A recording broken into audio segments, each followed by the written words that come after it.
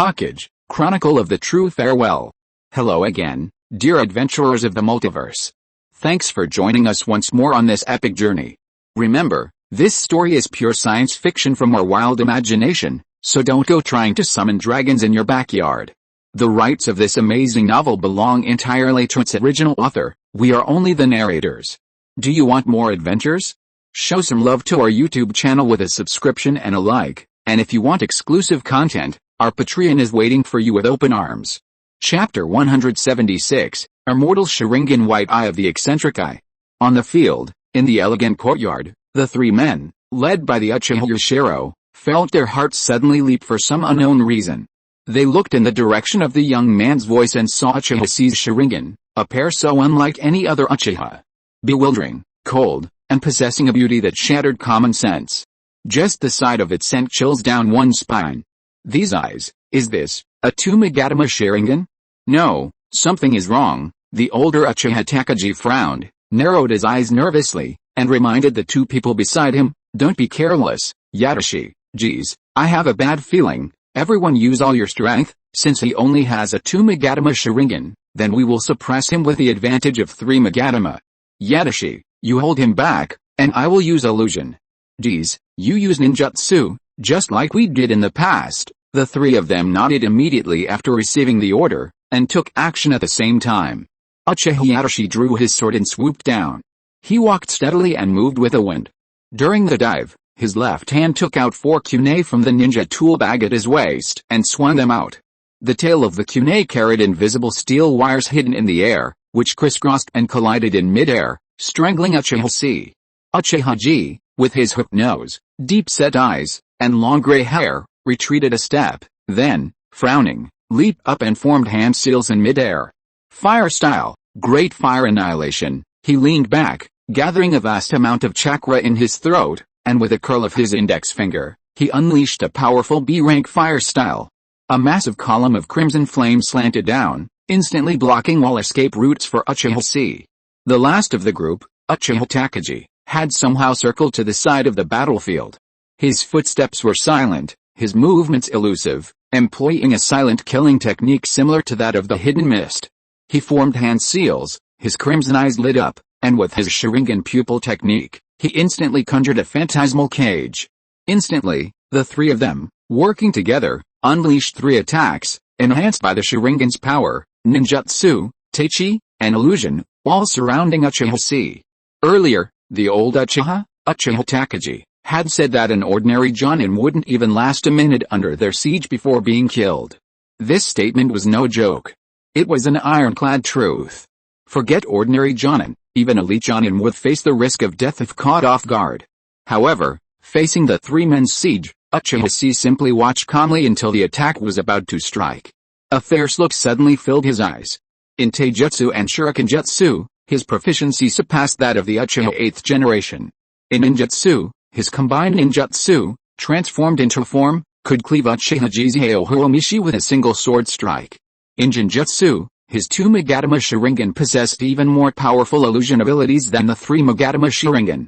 With his current skills, he could easily dispel and shatter these attacks one by one. But that would be too much trouble. Let me show you my full prime. Uchiha Chi suddenly raised his head, his serpentine pupils shrinking sharply. The next moment, the power that had spread throughout his body erupted in full force. A brilliant sun rose from the ground.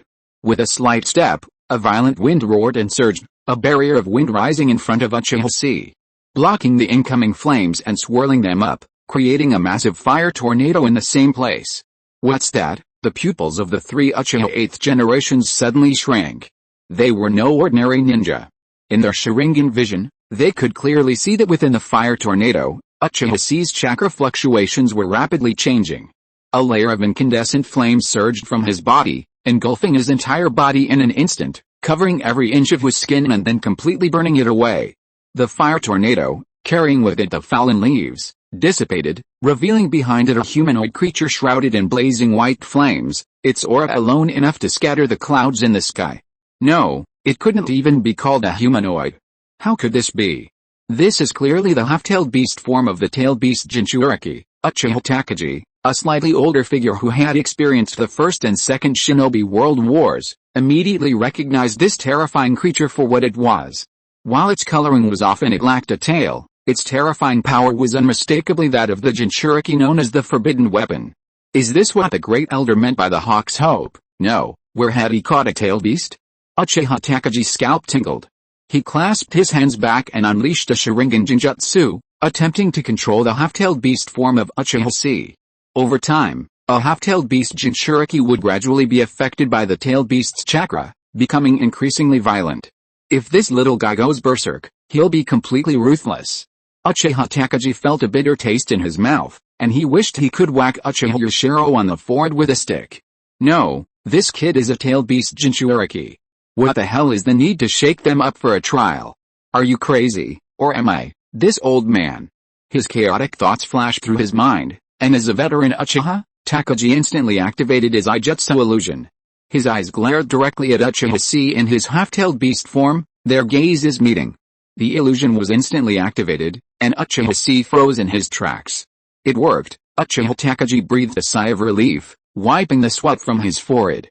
However, Uchiha Chi's moment of daze wasn't due to the illusion, but rather, the stimulation of the illusion caused his crimson, snake-like pupils to shrink, and instinctively activated the celestial Ijutsu that had always been hidden within them. Uchiha Chi instinctively raised his head and glared back. The next moment, Uchiha Takagi's eyes widened as he felt the illusionary world he had created instantly crumble under a force even greater than his own. The entire world shattered into pieces. Then, a savage red dragon, clutching a black orb, emerged from the cracks in the shattered world. The dragon circled him, lowering its head and gazing down at him with indifferent, crimson eyes.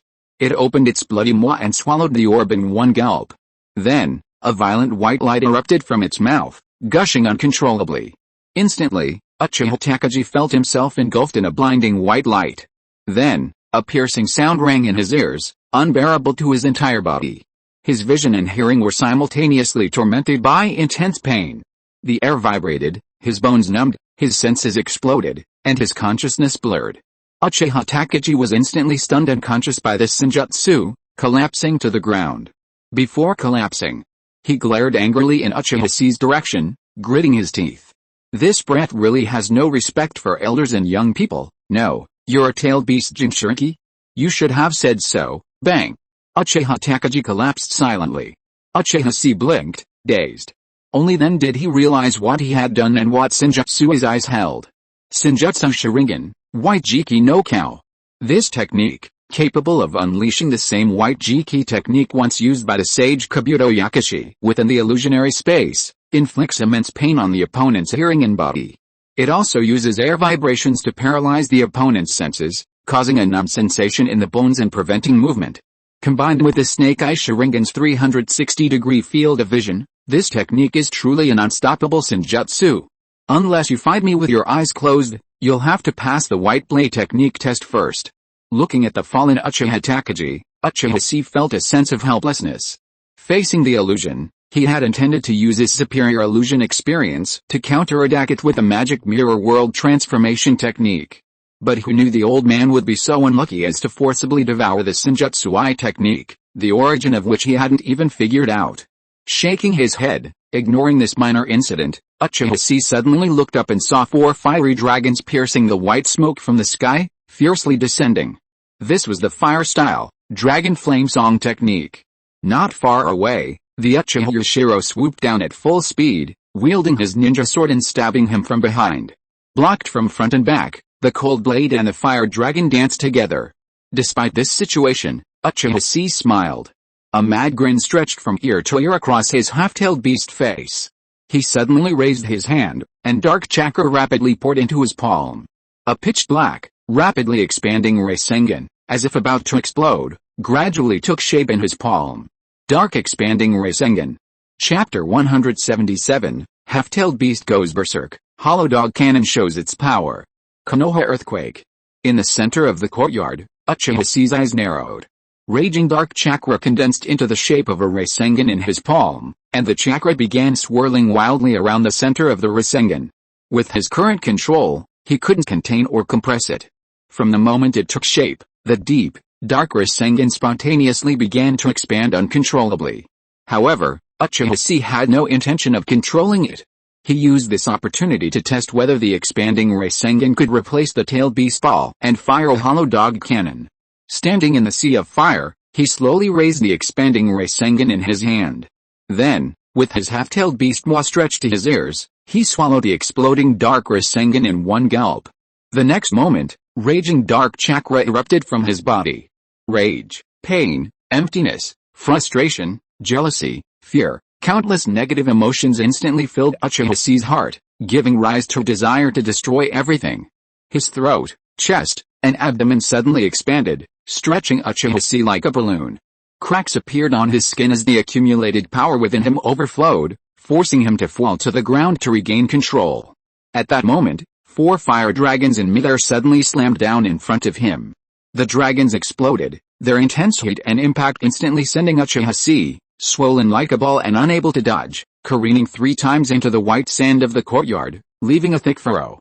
After rolling back to his feet, Uchiha Chi suddenly raised his head, his face suddenly savage and filled with fury. The turbulent meridian veins surrounding his scarlet serpent pupils suddenly thickened even further. One vein even stretched straight across the back of his head, connecting to the heavenly curse seal on his neck, creating a gap in the seal of evil. The surrounding natural energy was suddenly absorbed. Overpowering power instantly filled his body. Uchiha Chi stared at the stunned Uchiha Chi behind the 4 massive fire dragons, a murderous intent suddenly surging in his bulging snake pupils. Wait! I didn't mean to kill this old man. A subtitle suddenly appeared before his eyes. Please note, your body, under the influence of natural energy, is giving birth to new personality, talent, combat intuition, S+, activated. The main personality avoids the engulfment of this sub-personality. Under the influence of his deepest battle intuition, Uchiha Chi's conscious mind suddenly seemed to be ripped from his body, and he gazed down at his body from a god's perspective in midair. He gazed at his half-tailed beast form from his human form, as if another being were controlling it. Looking at the fierce, cold, and arrogant snake pupils on his body's face, as if they had a mind of their own, Uchiha Chi couldn't help but panic. What the hell is going on? Before he could even consider, half-beast Uchiha Chi's gaze was icy and furious. He had already raised his jaw, aiming it at Uchiha Chi in midair. If he were to unleash his hollow dog cannon, the old man would be instantly vaporized. Uchiha Chi only had time to forcefully deflect his attack. The next moment, half-beast Uchiha Chi's limbs gripped the ground, and he erupted into the sky. A violent wind roared from his mouth, transforming into a massive recoil that crushed the ground beneath his feet. The violent dark power he had swallowed erupted in a thick, jet-black beam. A single hollow dog cannon. It blasted nearly 3 kilometers in a straight line. It blasted through attics, tore down mansions, and vaporized rivers. It pierced the towering Uchiha clan ancestral hall at the Nanga River behind it. Finally, it struck a parabola, crossing the Nanga River and crashing into the forest on the other side, belonging to the Senju clan. Boom! The ground shook violently, as if an 8-magnitude earthquake had struck. A pitch-black mushroom cloud rose from the Senju clan's territory. The wildfire instantly ignited, blazing brighter than the sun in the sky.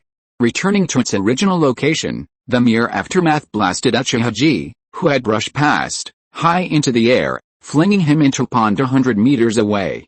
He climbed out of the pond, drenched and drenched, his eyes agape as he stared in stunned silence at the pitch-black hollow cannon streaking across the sky, muttering in bewilderment, "What the hell is this?" However, the last, more knowledgeable Uchiha Takechi was paralyzed by the glare of the Senjutsu Sharingan's white eyes, and apparently no one answered his question. That brat, he really wanted to kill me just now. If it hadn't deflected for some reason at the last moment, I'd be dead. Uchiha Chi recalled the moment they'd exchanged glances, the indifferent, ruthless scarlet, snake-like pupils he'd seen, and shuddered with fear. His expression quickly changed, and he struggled to his feet, remembering that he'd been sent flying, while the Uchiha Yashiro was still there. Oh no! The 8th Hokage is in danger. Meanwhile, in a seemingly ordinary mansion in Konoha village, beside a desk filled with bottles and jars, including various biological specimens soaked in formalin, Orochimaru was flipping through the records he had retrieved from the route since returning to Konoha. Though many traces had been obliterated by those with ulterior motives, Orochimaru was still able to discern a few clues, records of training materials unique to wood release users. 7 years prior, in Konoha's 40th year, to obtain Konoha's forbidden techniques, He and Danzo secretly collaborated on a long-abandoned project, an experiment to replicate wood release by fusing the Shodaime Hokage's cells.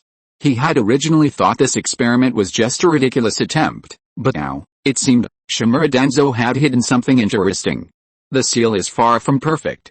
It's only now compatible with him thanks to C's terrifying body, transforming into a snake, becoming a dragon. A seemingly one-step process of sage mode cultivation, contains hidden risks. Haha, White Snake Sage, what a masterful move. When he truly masters the celestial arts of the Ryochi Cave, will he still be himself? The influence of the Ryochi Cave's natural energy is far more complex than imagined. Tisk, I can only begin studying wood release and figure out how the original ninja god integrated such power into his body. Incidentally, I can also help this kid cultivate that pitifully weak artificial tailed beast within him. Orochimaru's eyes narrowed slightly as his gaze fell on the name of a recent graduate from the Root Training Institution on the form. He curled his lips in a slight grin, like a snake finding its prey. And just then, the sky outside the window suddenly darkened. A pitch-black mushroom cloud rose from the south side of Konoha. Immediately afterwards, the earth shook, and the roar of a violent explosion, accompanied by a gust of air that swept across Konoha, hit Orochimaru's window. Crack! The window suddenly cracked, leaving a shattered mark. Orochimaru suddenly raised his head, and the smile on his face froze. What's going on? The Nine Tails has gone berserk. No, wait, the seal that seals the evil of the heavenly curse seal has been pried open, and there's this natural energy. Orochimaru's heart trembled, and his scalp suddenly went numb.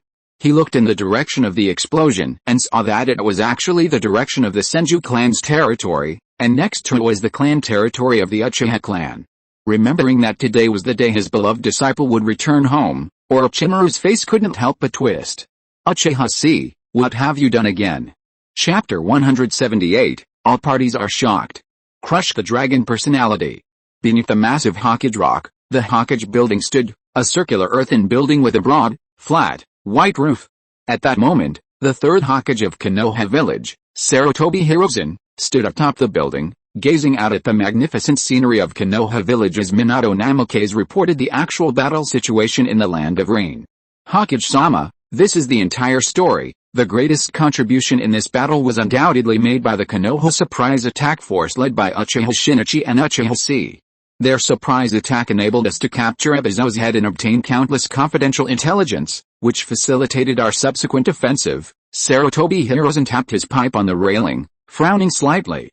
Then he asked, Uchiha Chi, Minato, what is your impression of this child? Minato Namikaze's expression froze, realizing that the third Hokage had hit upon the crux of the matter. After so many days, the Sandaime had long received Konoha's battle reports. He didn't need his advice on how to reward meritorious service. What the Sandaime wanted to know was about the Uchiha clan. Since Konoha's founding, relations between the Uchiha clan and Konoha had been strained. Pressured by reality, the balancing of interests, and the flaws of the old system, the two sides had remained at a stalemate, and the Sandaime had been unable to maintain this situation. However, if this continued, the marginalized Uchiha clan would continue to harbor resentment, potentially leading to trouble. The Sanin Orochimaru's acceptance of Uchiha Chi as a disciple had led to the Uchiha clan making concessions on the S-rank mission in Jigakudani. This mutual concession had been effective, judging by recent events. However, the key question lay with Uchiha Chi. Did he have the ability to serve as a bridge between the clan and the village? Sarutobi Hiruzen had never met this child, and couldn't gauge his attitude towards Konoha. Judging by his performance, he was undoubtedly the Uchiha clan's rising star. He was comparable to the Uchiha Kagami of his day. But if this child's mentality resembled Uchiha Madara's, then they were doomed. That's why he sought out Minato to question him. Minato, recalling his experiences with Uchiha Chi over the past few days, couldn't help but smile. Uchiha Chi, he's a peace-loving child. However, before he could finish his words, the sky suddenly darkened. A pitch-black mushroom cloud drifted up from the southern edge of Konoha. The earth shook, and the roar of a violent explosion accompanied the gust of wind that swept across Konoha, lifting the Hokage building and blowing Sarutobi Hiruzen's Hokage hat into the air. Immediately afterwards, an ominous aura rose up, making Sarutobi Hiruzen's face twitch. He quickly looked towards the location of the Uchiha and Senju clans on the south side of Konoha, his eyes trembling. What is that? The smile on Minato's face froze, and he turned his head dryly. looking at the familiar spiral mushroom cloud in the sky, scratching his head uncertainly. That, it seems to be my jutsu. In the basement of Konoha, at the root headquarters, Danzo Shimura was dozing off on the root leader's throne. Suddenly, the ceiling shook violently, sending down a shower of rubble. One of the pieces struck him squarely on the forehead, and he snapped his eyes open. This chakra, this ominous aura, a tailed beast has invaded the village. Shimura Danzo suddenly perked up. Standing up and immediately commanding his root subordinates, he shouted gravely to the hooded man standing nearby in the darkness, "Ryoma, hurry. Send someone to contain the Uchiha, keep your men in check. Wait until that monkey Hiruzen finishes cleaning up the mess before we take action." Danzo's spirits soared. This way, he could use this opportunity to oust the monkey. Haha. The position of the fourth Hokage belonged to none other than Shimura Danzo. However, under the seat, Aburane Ryoma frowned and took back a parasitic insect from midair. "Up, Lord Danzo, that seems to be the fluctuation generated from the Uchiha clan's territory." Hearing this, Danzo frowned immediately. "Uchiha? Where did they catch the tailed beasts?" "Okay, I knew it. This group of evil Uchiha just want to launch a coup by snatching the tailed beasts from other countries. I said a long time ago that the monkey is too kind to them." Aburane Ryoma choked for a moment. The expression on her face was a little embarrassed, and reminded, "Sir, have you forgotten that tailed beast Jinchuriki is your subordinate, or Orochimaru's disciple, the one code-named Shiro, Uchiha Chi?" After hearing this, Shimura Danzo froze in place. His face looked like a bottle of 5 flavors overturned, rolling unpredictable, and after a long time, he coughed. "Really?" On the other side, Konoha Hospital, countless people looked up at the pitch-black mushroom cloud rising from the southern edge of Konoha. Then, a woman's furious cry was heard. "Who did that?" Amidst the stunned gazes, a blonde woman clad in a green gambling robe, carrying a heavy burden of guilt, rushed out of the hospital. She stood trembling at the hospital entrance, her fists clenched. Behind her followed a nervous, childish young girl in a black kimono with short black hair. This woman was none other than Tsunade, one of the Sannin. At that moment, Tsunade stared helplessly at the spot where the pitch-black mushroom cloud had risen, gnashing her teeth and closing her eyes in grief. My gambling money. Meanwhile, on the southern side of Konoha, in the magnificent Uchiha courtyard on the Minamiga River, under the gazes of countless people, the Uchiha Yushiro suddenly stopped in his tracks. He stared in astonishment and horror at Uchiha Chi, who stood before him and unleashed a furious hollow dog cannon. Sweat dripped down his forehead. He swallowed hard, glancing at Uchiha Chi, who had been blasted an unknown distance by the hollow dog cannon. He, Uchiha Yushiro, couldn't help but gasp for air, trying to suppress his pounding heart and soaring blood pressure. A sickly paleness spread across his face. However, the sword he'd clenched had already swung, slashing towards Uchiha Chi's back. Now, he couldn't control himself. Swish! Shurikens flew past, tangling with steel wires and catching Uchiha Chi's limbs, inertia pulling the kune's downward momentum. Half-tailed beast Uchiha Chi suddenly turned his head, staring at Uchiha Yushiro, intent on attacking it. A flash of murderous intent flashed in his scarlet, snake-like eyes. The tailed beast's coat, surging with blazing white flames, surged violently, transforming into 8 flaming arms. These 8 arms grasped in the air, unleashing 8 6-foot flaming blades. Without any rhyme or reason, he simply slashed downward, a dense stream of blades enveloping the entire space in front of the Uchiha Yushiro. His scalp tingled, his Sharingan widening. Under the slashing blows of 8 flaming blades, he could only dodge and parry like a flea. The ninja sword in his hand now looked so pale and powerless. The ordinary steel wire, bounding the half-tailed beast Uchiha Chi for mere seconds, was incinerated to ash by the blazing tailed beast coat. Freed again, it grinned fiercely, the meridians around its crimson, snake-like eyes pulsing. In its palm, a jet-black, expanding Rasengan, even more powerful than before, infused with natural energy, slowly took shape. Then, it swallowed it whole.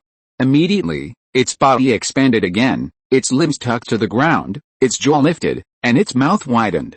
Seeing this, the Uchiha Yushiro swallowed hard, gasped, and began to tremble uncontrollably. His eyes widened, his 3 Magatama Sharingan filled with fear and helplessness. How could an ordinary ninja like him block such a move? At this moment, Uchiha Chi, watching his own movements from a bird's-eye perspective, shook his head. How foolish. With such power, it would be so difficult to kill the Uchiha Yushiro. If it were me, a glare and a single strike would be enough. Sure enough, it's just a brute, a feral consciousness born from the interaction of natural energy and dark chakra. It has no fighting strategy and only relies on hardware to crush it. That makes things simple. This dragon consciousness that hadn't yet fully grown into the complete personality of the future sage like Kabuto Yakashi required the use of Izanami to crush it. This altered personality, only in its infancy, was a natural fit for Uchiha Chi, a member of the Uchiha clan, possessing a powerful soul and S+ level combat instincts. With that, Uchiha Chi illuminated his Sharingan, connecting his chakra to the spiritual world. When he opened his eyes again, he was back in the cramped sampan of his previous life. Staring at the white-skinned, human-faced snake at his feet, a face like his own, Uchiha Chi remained expressionless. He untied the 7 wolves from his waistband, raised his belt, and swung it down fiercely. Snap! The white-skinned snake howled in agony, dissolving into a puff of smoke and being crushed to oblivion. Instantly, his vision cleared, and Uchiha Chi regained control of his body. However, before the altered personality was crushed, it left a mess behind. Feeling the chaotic energies that were so violent that they were about to explode in his body, the natural energy of the Sharingan, the dark expanding Rasengan, his own chakra, the natural energy brought by the breaking of the Heaven's Curse seal, the shredded immortal body tissue, and the chakra of the fire-style chakra mode, Uchiha Chi's forehead jumped involuntarily, and he realized, it's bad, I'm in trouble. Chapter 179 Uchiha's young clan leader, high-level meeting.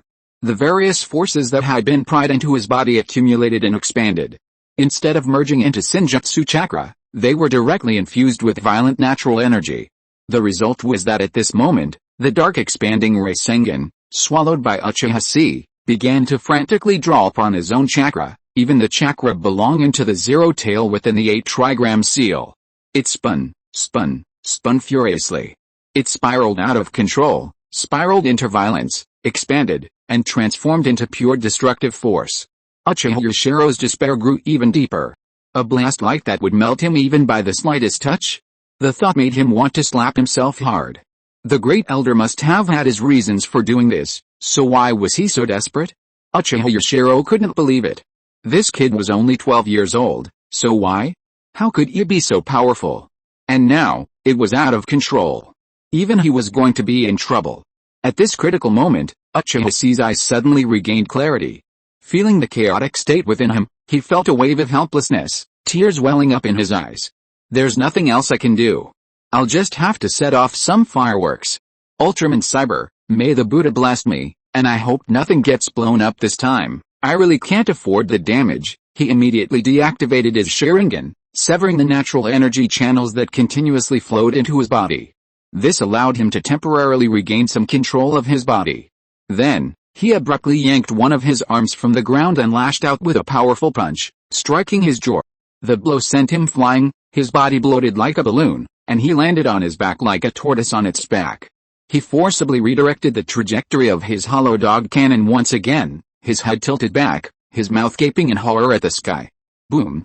A violent, pitch-black beam thundered into the sky, and a raging force 8 gale enveloped the beam, sweeping in all directions.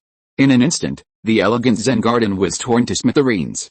Rockeries, gravel, white sand, pond water, carp, and ancient trees were all uprooted and hurled skyward by the force. The immense recoil crushed the ground behind him, creating a spiderweb of cracks and slamming a massive crater 10 meters in diameter. Beholding this overwhelming force, the Uchiha Yoshiro dropped his ninja sword and slumped to the ground, his eyes glazed over. Decades of painstaking training, the countless efforts to awaken the 3 Magatama Sharingan, the pride he had cherished within himself as an elite Chunin, all were crushed and blasted in this moment, transforming into a murmur of unwillingness. Why, as an Uchiha, can he gain such power without the Sharingan? The power of the first eye technique, the bloodline, pales before him. Is this the great elder's choice? And just then, a hand, scorched by flames, its outer layer of skin gone, suddenly lay before the Uchiha Yasudaro. Staring at the burn-scarred hand stretched out before him, the Uchiha Yasudaro looked up blankly. He saw a young man, covered in burns, his short-collared kimono shredded to tatters. Standing barefoot amidst the ruins, he gave him a hearty smile and asked, "Yasuda-senpai, it's not even 10 minutes yet, but I think I've passed the inheritance test, right?" The young man's voice brought the Uchiha Yasudaro back to reality. He froze for a moment, then nodded vigorously. Suddenly, he felt the urge to cry. Yes. No matter what, this was his Uchiha child. He was a young genius who had surpassed Uchiha Kagami, breaking the limits of his bloodline, and with his Tumagatama, he was already above the elite Jonin. In the future, he might even reach the level of his ancestor, Uchiha Madara. He was his Uchiha's son. Uchiha Chi. Yoshiro pursed his lips, stretched out his trembling hands, and firmly grasped the palm before him. I recognize you. I recognize you, fuck Uchiha Fugaku, no matter what others say, from today on, you are my only choice for the young head of the Uchiha clan. Uchiha Yoshiro's gaze fixed, his scarlet pupils extremely firm, as he promised the young man before him, I will do my best to assist you, I will make you the head of the Uchiha clan. A member of Konoha's upper echelons. A Hokage, accomplished the great feat that no previous clan head has accomplished. Hearing this, Uchiha Chi couldn't help but twitch his lips. He quickly raised his hand and weakly interrupted, let's not talk about this for now, Yoshiro-senpai, please don't send me to the hospital. I can get better on my own, don't waste that medical bill, please. With that, Uchiha Chi swayed weakly and fell headfirst into Uchiha Yoshiro's arms, closing his eyes. The two hollow dog cannons, especially the last one, had completely drained all of his chakra. He was now utterly weakened. He needed rest. The Yoshiro Uchiha stared blankly at the boy, slumped in his arms, sleeping peacefully like Peppa Pig. After a long moment, he couldn't help but shake his head and laugh. Really, he's just a child. Only then did the hollow dog cannon, launched into the sky, arc down, blasting a massive hole in the surface of the barrier hanging over Konoha's sky. The entire population of Konoha stopped and looked up in amazement, admiring the enormous, dazzling firework in the sky. Not only that, but also the members of the Konoha barrier squad and a certain red-haired beauty imprisoned in Uzumaki Mito's former residence. At that moment, Kushina stared blankly at the illusory hole in the sky, thinking of the immense workload ahead, so heavy she wouldn't even have time to breathe. Who did this? My date with Minato. Half an hour later, an emergency meeting convened at the Hokage building to discuss the follow-up to Uchiha Chi's half-tailed beast transformation and the deployment plan for the Jinchuriki weapon. Uchiha Chi's development of this new ultimate form had both advantages and disadvantages for Konoha. The good news was that since the First Shinobi World War, the intensity of ninja wars had steadily increased, with nations experimenting with employing Jinchuriki as weapons. Konoha, despite possessing the most powerful Nine Tails, had been unable to deploy it in the war for various reasons. Uchiha Chi's appearance, and the immense destructive power of this half-tailed beast transformation, opened Konoha's eyes to the possibility of deploying this ultimate humanoid weapon in warfare. And the bad news is, in the conference room of the Hokage building, the third Hokage Sarutobi Hiruzen, the three ninjas Tsunade, Orochimaru, Mito Kadohamura, Utatane Kaharu, Shimura Danzo, as well as the heads of the major families of Konoha and the barrier team were urgently summoned. At this moment, Sarutobi Hiruzen's face twisted slightly. Looking at the numbers on the form, he was silent for a moment, and then he started to talk about the agenda of this meeting. So, after Uchiha Chi's half-tailed beast transformation and rampage, Konoha suffered heavy losses, among them, the damage to the Senju clan's buildings, vegetation, the Uchiha clan's ancestral hall, buildings, the Minamiga River, and the barrier of Konoha village is estimated to have caused losses of more than 100 million taels. However, since Uchiha Chi's Jonin has made outstanding contributions in the battlefield of the Rain Country, and his abilities have great potential to be developed in the subsequent Third Shinobi World War, to sum up, let's talk about your opinions. Sarutobi Hiruzen dropped the quotation sheet in his hand, looked at his seat, and rubbed his forehead with a headache. At this moment, three women were sitting at the conference table, their anger rising to the sky. Chapter 180, The Pot King Betrays Us. Uchiha is not short of money. In the conference room, when Sarutobi Hiruzen handed the stage to the crowd, the atmosphere in the room suddenly became heavy, and no one present spoke first. After all, this meeting was quite outrageous. Putting aside the losses, the key point was the Uchiha clan. Where did the Uchiha clan get the tailed beasts from? A 12-year-old Jonin, a half-tailed beast, and making such a commotion. Isn't this really the Uchiha clan deliberately showing off their fists? And the identity of this Uchiha brat, a disciple of the three ninjas, and an important member of the root? Which side is he on? What the hell is this? Sandame, give us some clues. How do you want us to stand on this side?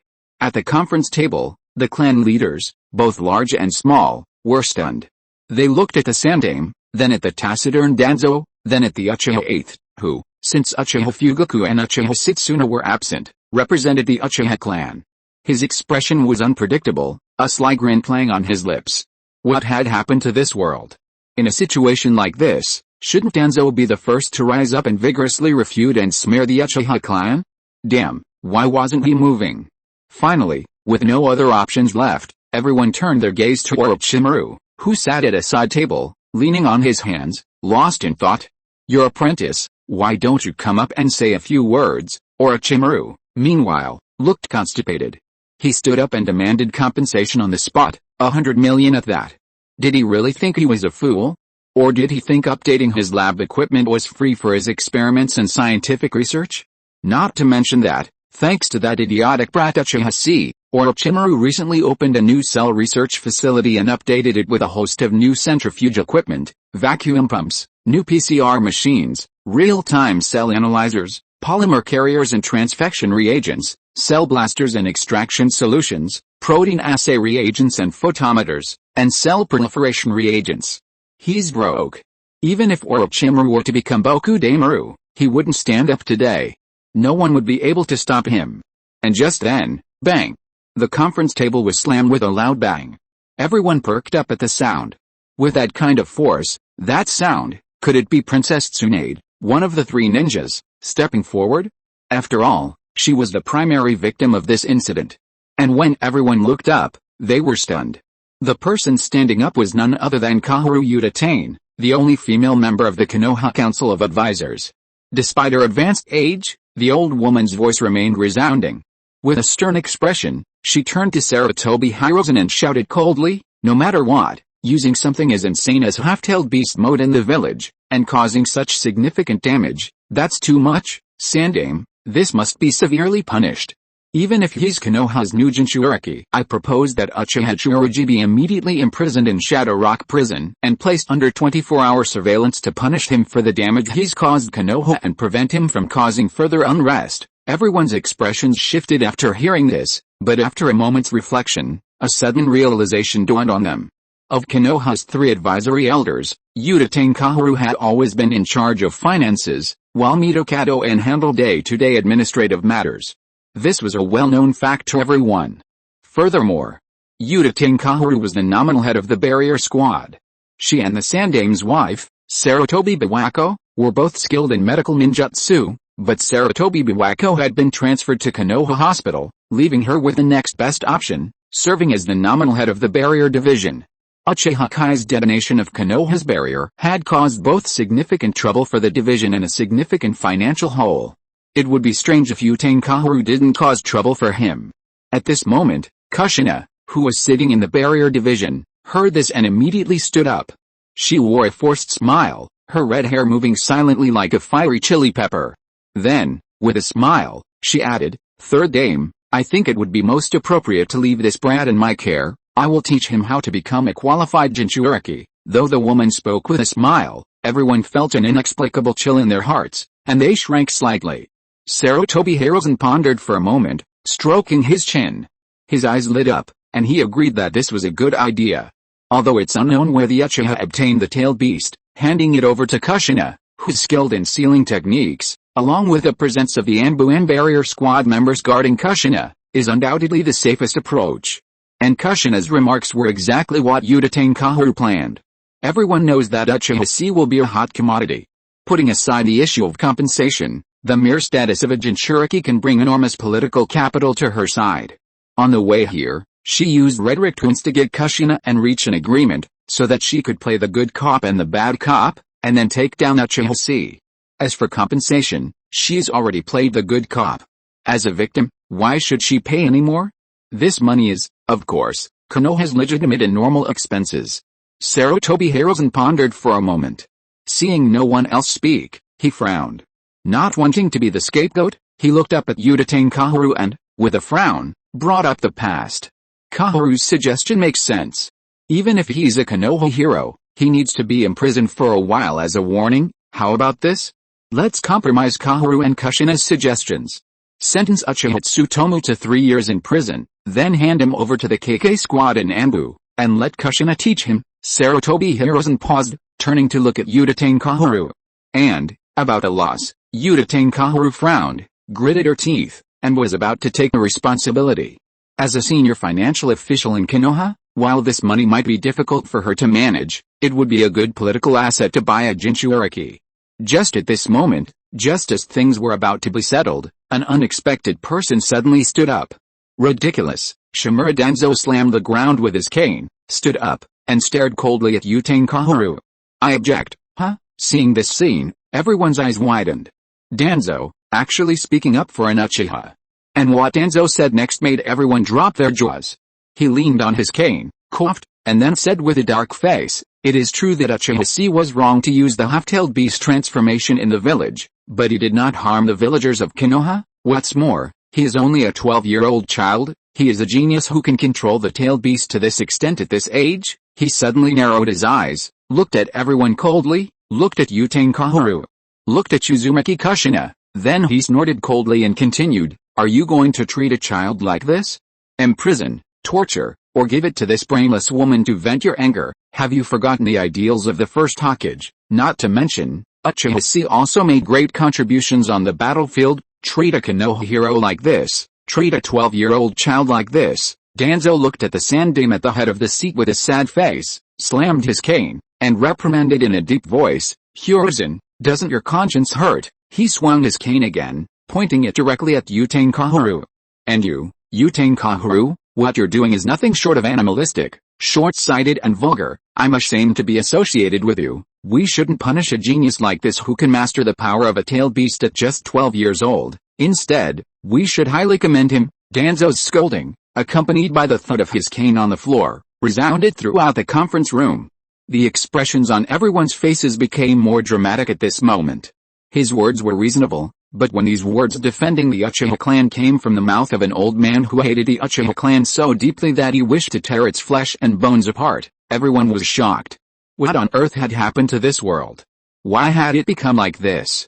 And just then, an even more furious voice exploded.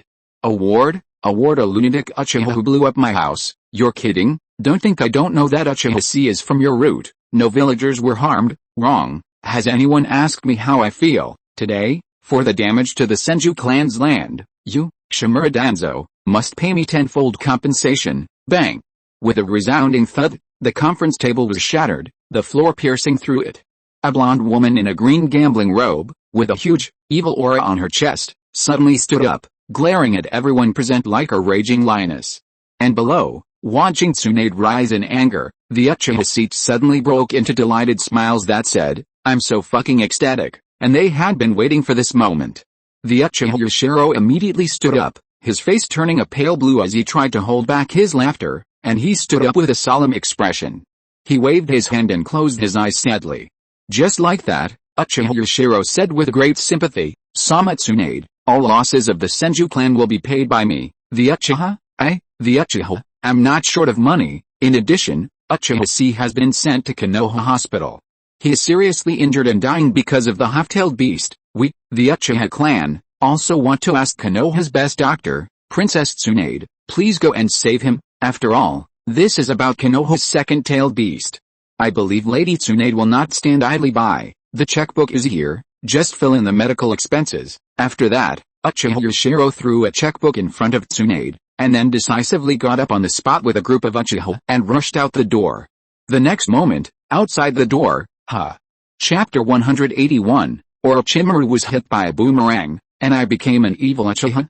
In the conference room, the faint laughter of a group of Uchiha outside could be heard. Tsunade clenched her fists and stood there silently, her headlights trembling with anger. Everyone present looked at the gaping hole in the floor before her and the hammered conference table, wincing and falling silent. After a long moment, Sarutobi Hiruzen, the third Hokage, awkwardly pulled out his pipe and took a puff. He covered his embarrassment with a puff of smoke and advised, Tsunade, this is for the village after all. Why don't you go? Didn't the Uchiha clan pay compensation? Okay. Tsunade took a deep breath, her face darkening. She gritted her teeth and forced out a single line of words, then I'll go and give this brat good treatment. Hearing Tsunade's agreement, Sarutobi Hiruzen breathed a sigh of relief. However, Orochimaru, sitting at the side, suddenly changed his expression. Why would these Uchiha idiots let Tsunade, who is proficient in medical ninjutsu, treat Uchiha Chi with that idiotic brat's healing speed? Wouldn't that be a waste of time? Tsunade understood everything with just one touch. Considering Uchiha Chi's sturdy, indestructible physique, coupled with his selfless will of fire, even purer than even his teacher Sarutobi Hiruzen's, Orochimaru could even see the shadows of Tsunade's deceased lover, Kato Dan, and her brother, Naoki, in this kid. An unkillable Naoki, isn't that a pure Tsunade trap? If this troublesome woman came into contact with Uchiha Chi, his subsequent experiments with cell transplants, curse seals, and sage mode, all these dangerous experiments, would be a ton of trouble. Damn it. Orochimaru never imagined that even if he kept his mouth shut and played dead, this boomerang could still hit him. Boom.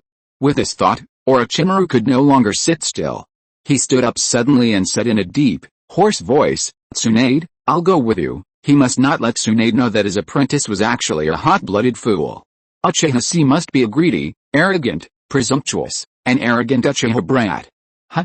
Orochimaru. Tsunade raised a thin eyebrow, a little surprised to see Orochimaru following her, but she didn't care much. She turned around and left the meeting room and walked towards the Konoha hospital. Watching the two departing figures, Sarutobi Hiruzen's eyes flickered slightly, feeling somewhat relieved that his disciple had regained such a bond.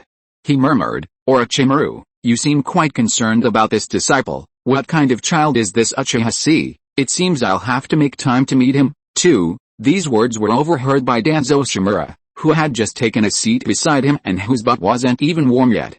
Danzo's expression was instantly startled, and he glanced at Sarutobi Hiruzen warily, as if he were looking at a chicken thief. This damn monkey, trying to steal his people again. I will never let you succeed. Elsewhere, the high-level meeting regarding Uchiha Chi continued at the Konoha hospital. After Uchiha Chi collapsed from exhaustion, the Uchiha Yashiro hadn't followed his instructions. After all, he hadn't known that Uchiha Chi could actually heal on his own.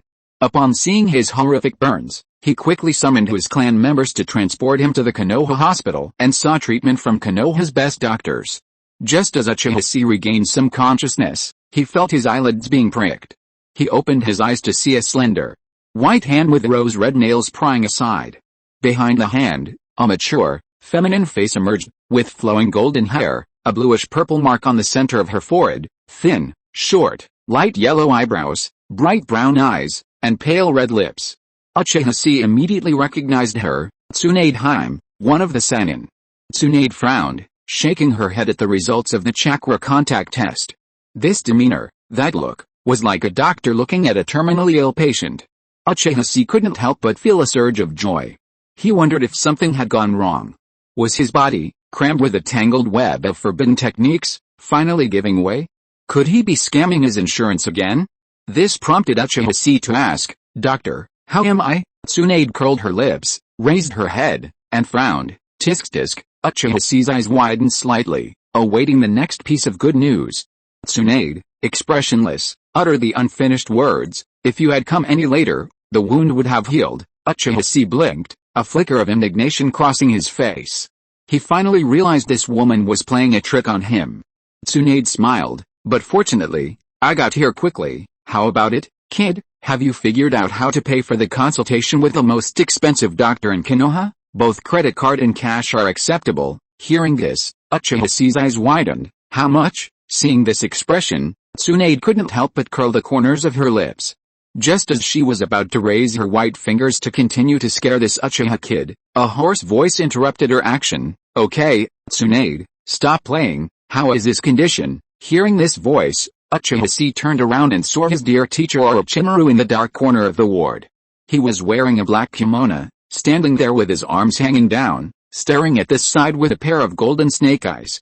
Upon hearing this, Tsunade immediately turned around, frowned, and stared at Orochimaru coldly, her tone also becoming cold. Orochimaru, are you the one who taught him all this nonsense? Is it your job as a teacher to teach him these things that he can't master? Do you know that this child is about to die? Orochimaru responded calmly, is it enough for you to tell me how much longer he can hold on? Hearing such cold-blooded and ruthless words, Tsunade immediately raised her brows and glared at Orochimaru. Orochimaru, How could you become like this, practicing forbidden techniques, playing with human lives, and now you're even creating this short-lived humanoid weapon? Your style is getting darker and darker." Tsunade wanted to say more, but Orochimaru interrupted her coldly. "This is for Konoha. When Iwagakure ends its long-term war with Kurigakure, Konoha will face a four-front war. Use the strength of one village to fight against the four major countries in the ninja world at the same time." Orochimaru hid his face in the darkness, revealing only a pair of golden snake pupils. He stared at Tsunade with a stern, hoarse voice. "Without this kind of power, what will Konoha rely on to survive? You, Tsunade? Can you still go to the battlefield? Or to put it another way, can you even enter the operating room now? At this point, are you really pitying this evil Uchiha brat?" Uchiha Chi blinked, watching the two Konoha bosses arguing in front of him, his face bewildered and confused. "How does this involve me again? What are you talking about?" And then, Orochimaru sneered hoarsely. "Hey," he sneered, pointing at the confused Uchiha Chi, and said coldly to Tsunade, "All this is his own voluntary choice. Tsunade, do you really think this brat is a good person? Let me tell you, those battle reports are all fake. This brat is cold-blooded, cruel, and even killed his teammates with his own hands. This is a greedy, arrogant evil Uchiha brat. He found me at all costs in pursuit of power. I fulfilled his wish and gave him power beyond ordinary Uchiha, and he gave his life to fight for me and for Konoha. This is a fair deal, isn't it, Tsunade? Anything else you want to ask, Tsunade?" After saying these words, Orochimaru stared at Tsunade coldly, and then asked, "Can you tell me the answer, Tsunade?" Uchiha Chi lay in his hospital bed, bewildered, watching Orochimaru's performance, his mind swirling for a moment. When had I become the evil Uchiha? Cold-blooded, cruel, betraying my teammates? No, when had I ever done any of these things? Good Orochimaru, don't you dare slander someone's innocence with empty words. Meanwhile, Tsunade fell silent under Orochimaru's barrage of lies. War is brutal. During the Second Shinobi World War, Tsunade's younger brother, Naoki, accidentally fell into an explosive pit and was killed. Not long after, while on a mission with Bakumokoshi and her lover, Kato Dan, they discovered Kato Dan, his internal organs disemboweled and near death. Her best efforts to treat him proved fruitless, and she wailed in despair. This, in turn, led to Tsunade's current fear of blood. Orochimaru's questioning was like a knife, slicing through the past she was unwilling to face. It also revealed the fact that she could no longer return to the battlefield as a powerful ninja. Although Tsunade was reluctant to admit what Orochimaru said, it was also the cruelest reality. Faced with a four-front war, Orochimaru's approach was a real way to preserve Konoha. After a long silence, Tsunade turned around weakly, as if unwilling to face Uchiha Chi, and said silently, "This child, less than 2 years left to live." Chapter 182 Become a Villain. Uchiha Chi. Very good. In a dark corner, Orochimaru sneered. Now, everything was in his plan. Tsunade had indeed misunderstood Uchiha Chi. Next, he would continue to use this casually fabricated lie to exploit Tsunade. How could he bear to see Uchiha Chi die? Besides, it wasn't Orochimaru who had Uchiha Chi only having 2 years left to live. This was purely his own fault. Orochimaru was the one who was supposed to save this disciple. Orochimaru looked at Tsunade sternly and asked inquiringly, "If he continues to use this forbidden super regeneration technique, will this time be shortened?" Tsunade frowned and interrupted coldly, "Orochimaru, are you playing dumb? This super regeneration ability has already overdrawn the life of this kid in his next life. Under normal circumstances, he should have died long ago, but this body that you have modified has locked up the last ray of life in this kid's body.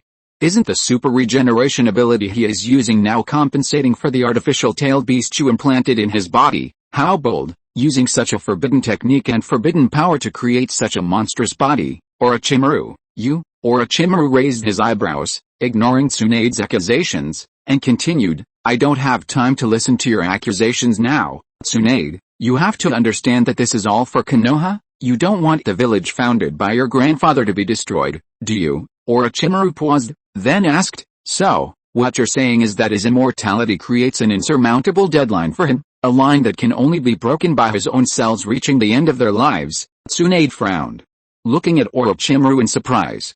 "Isn't that obvious?" Meanwhile, Uchiha Chi, upon hearing this, suddenly realized something. No wonder he'd been using the forbidden technique, flesh rebirth, which overdrafted his vitality, yet he hadn't died. So that was the principle. This immediately reminded him of his adventures in the land of hot water. Before breaking into the evil god cult's castle and infiltrating the underground caves, Shinin, the leader of the Sky Ninja, had said he only had 3 to 7 years left to live. Later, to deal with Meijetsu Kazuki and Hayato Togo, he'd used the same technique again, regardless of his own life. That was when his life would have come to an end. And it was at that moment that he gained the evil god cult's immortality, so, he now exists in a Schrödinger's death state, seemingly dead yet not quite dead. This body no longer possesses any life force, while its immortal form locks in the energized life force of the forbidden technique, flesh transmutation. This dwindling life force, like a candle in the wind, can only sustain him for 2 years. With this certainty now established, he has a deadline: either he must defeat the Third Shinobi World War within 2 years and gather the power to overturn everything, or he must succeed in his own death and return home via insurance fraud. To achieve this, he must ensure that the storyline after his death will not deteriorate further than the original, and achieving this is a matter of luck. The current plot has completely collapsed, and the future cannot possibly follow the original storyline. With only 2 years left, it's unrealistic to be able to steer the course of ninja history and align the protagonist's development. What if Naruto from Akatsuki or Sasuke from Konoha suddenly appear? That would be a real problem. So, we must fight. There was no time to stay in the village and play games with the third Hokage, Danzo, and the others about who would become Konoha's second Jinchuriki. He had to leave the village, fight, and challenge powerful enemies. He had to rush forward on the path to his own death. He had to die. Realizing this, Uchiha Chi suddenly felt a surge of restlessness in his heart. He wanted to get out of bed immediately and do 2 sets of the 8th set of radio gymnastics to ease his inner anxiety. At this moment, Orochimaru pondered for a moment, then spoke to Tsunade in a hoarse voice. "Tsunade, I need your help. The Third Shinobi World War cannot end within 2 years. Within 2 years, we must find a way to prolong this brat's life so that he can continue to fight as Konoha's weapon until the end of the war." He paused, then said in a deep and earnest voice, "My technology, combined with your medical skills, as long as we open the forbidden door, we will definitely find a way. After all, this is all for Konoha." Hearing this, Tsunade's face suddenly changed. She looked at Orochimaru in shock and anger, and shouted angrily, "Are you starting that experiment again, Orochimaru?" A sense of absurdity suddenly rose in her heart. Of course, she knew what Orochimaru was talking about, the wood release experiment, or more precisely, studying the body of her deceased grandfather, Hoshirama Senju, in an attempt to create a second wood release master in Konoha. Now, what Orochimaru meant was that he wanted her to help Orochimaru dig up her grandfather for research. Orochimaru remained silent, a gesture of tacit agreement. Tsunade gave him a deep look, her chest heaving. Then, in a cold warning, she said, "Orochimaru, I advise you to abandon this madness. The old man has already stopped this research. You're treading on a minefield. One misstep and you'll fall into the abyss." She lifted her green gambling robe and strode past Orochimaru. Her high-heeled sandals beneath her dark blue crop pants tapped out a series of angry beats. "You're on your own." With one final word of advice, Tsunade waved the door open and left. Looking at the door that was smashed shut, Uchiha Chi glanced at Orochimaru's gloomy face, shook his head, and began to persuade, "That was your most trusted teammate. Actually, there's no need to go to this extent for me, teacher Orochimaru." Hearing this, Orochimaru snorted and laughed, raised his golden snake eyes, and looked at Uchiha Chi dimly. "Is it necessary for you, a stupid kid, to care?" Orochimaru quickly showed a smug smile on his face, his eyes full of confidence. "The third Hokage won't refuse, and Tsunade won't refuse either. I believe in them, because they will do the same as I did for you. For Konoha, they will do anything." He paused, walked out of the dark corner, and walked to Uchiha Chi's bedside. The afternoon sun lazily passed through the hospital window, shining on the master and apprentice.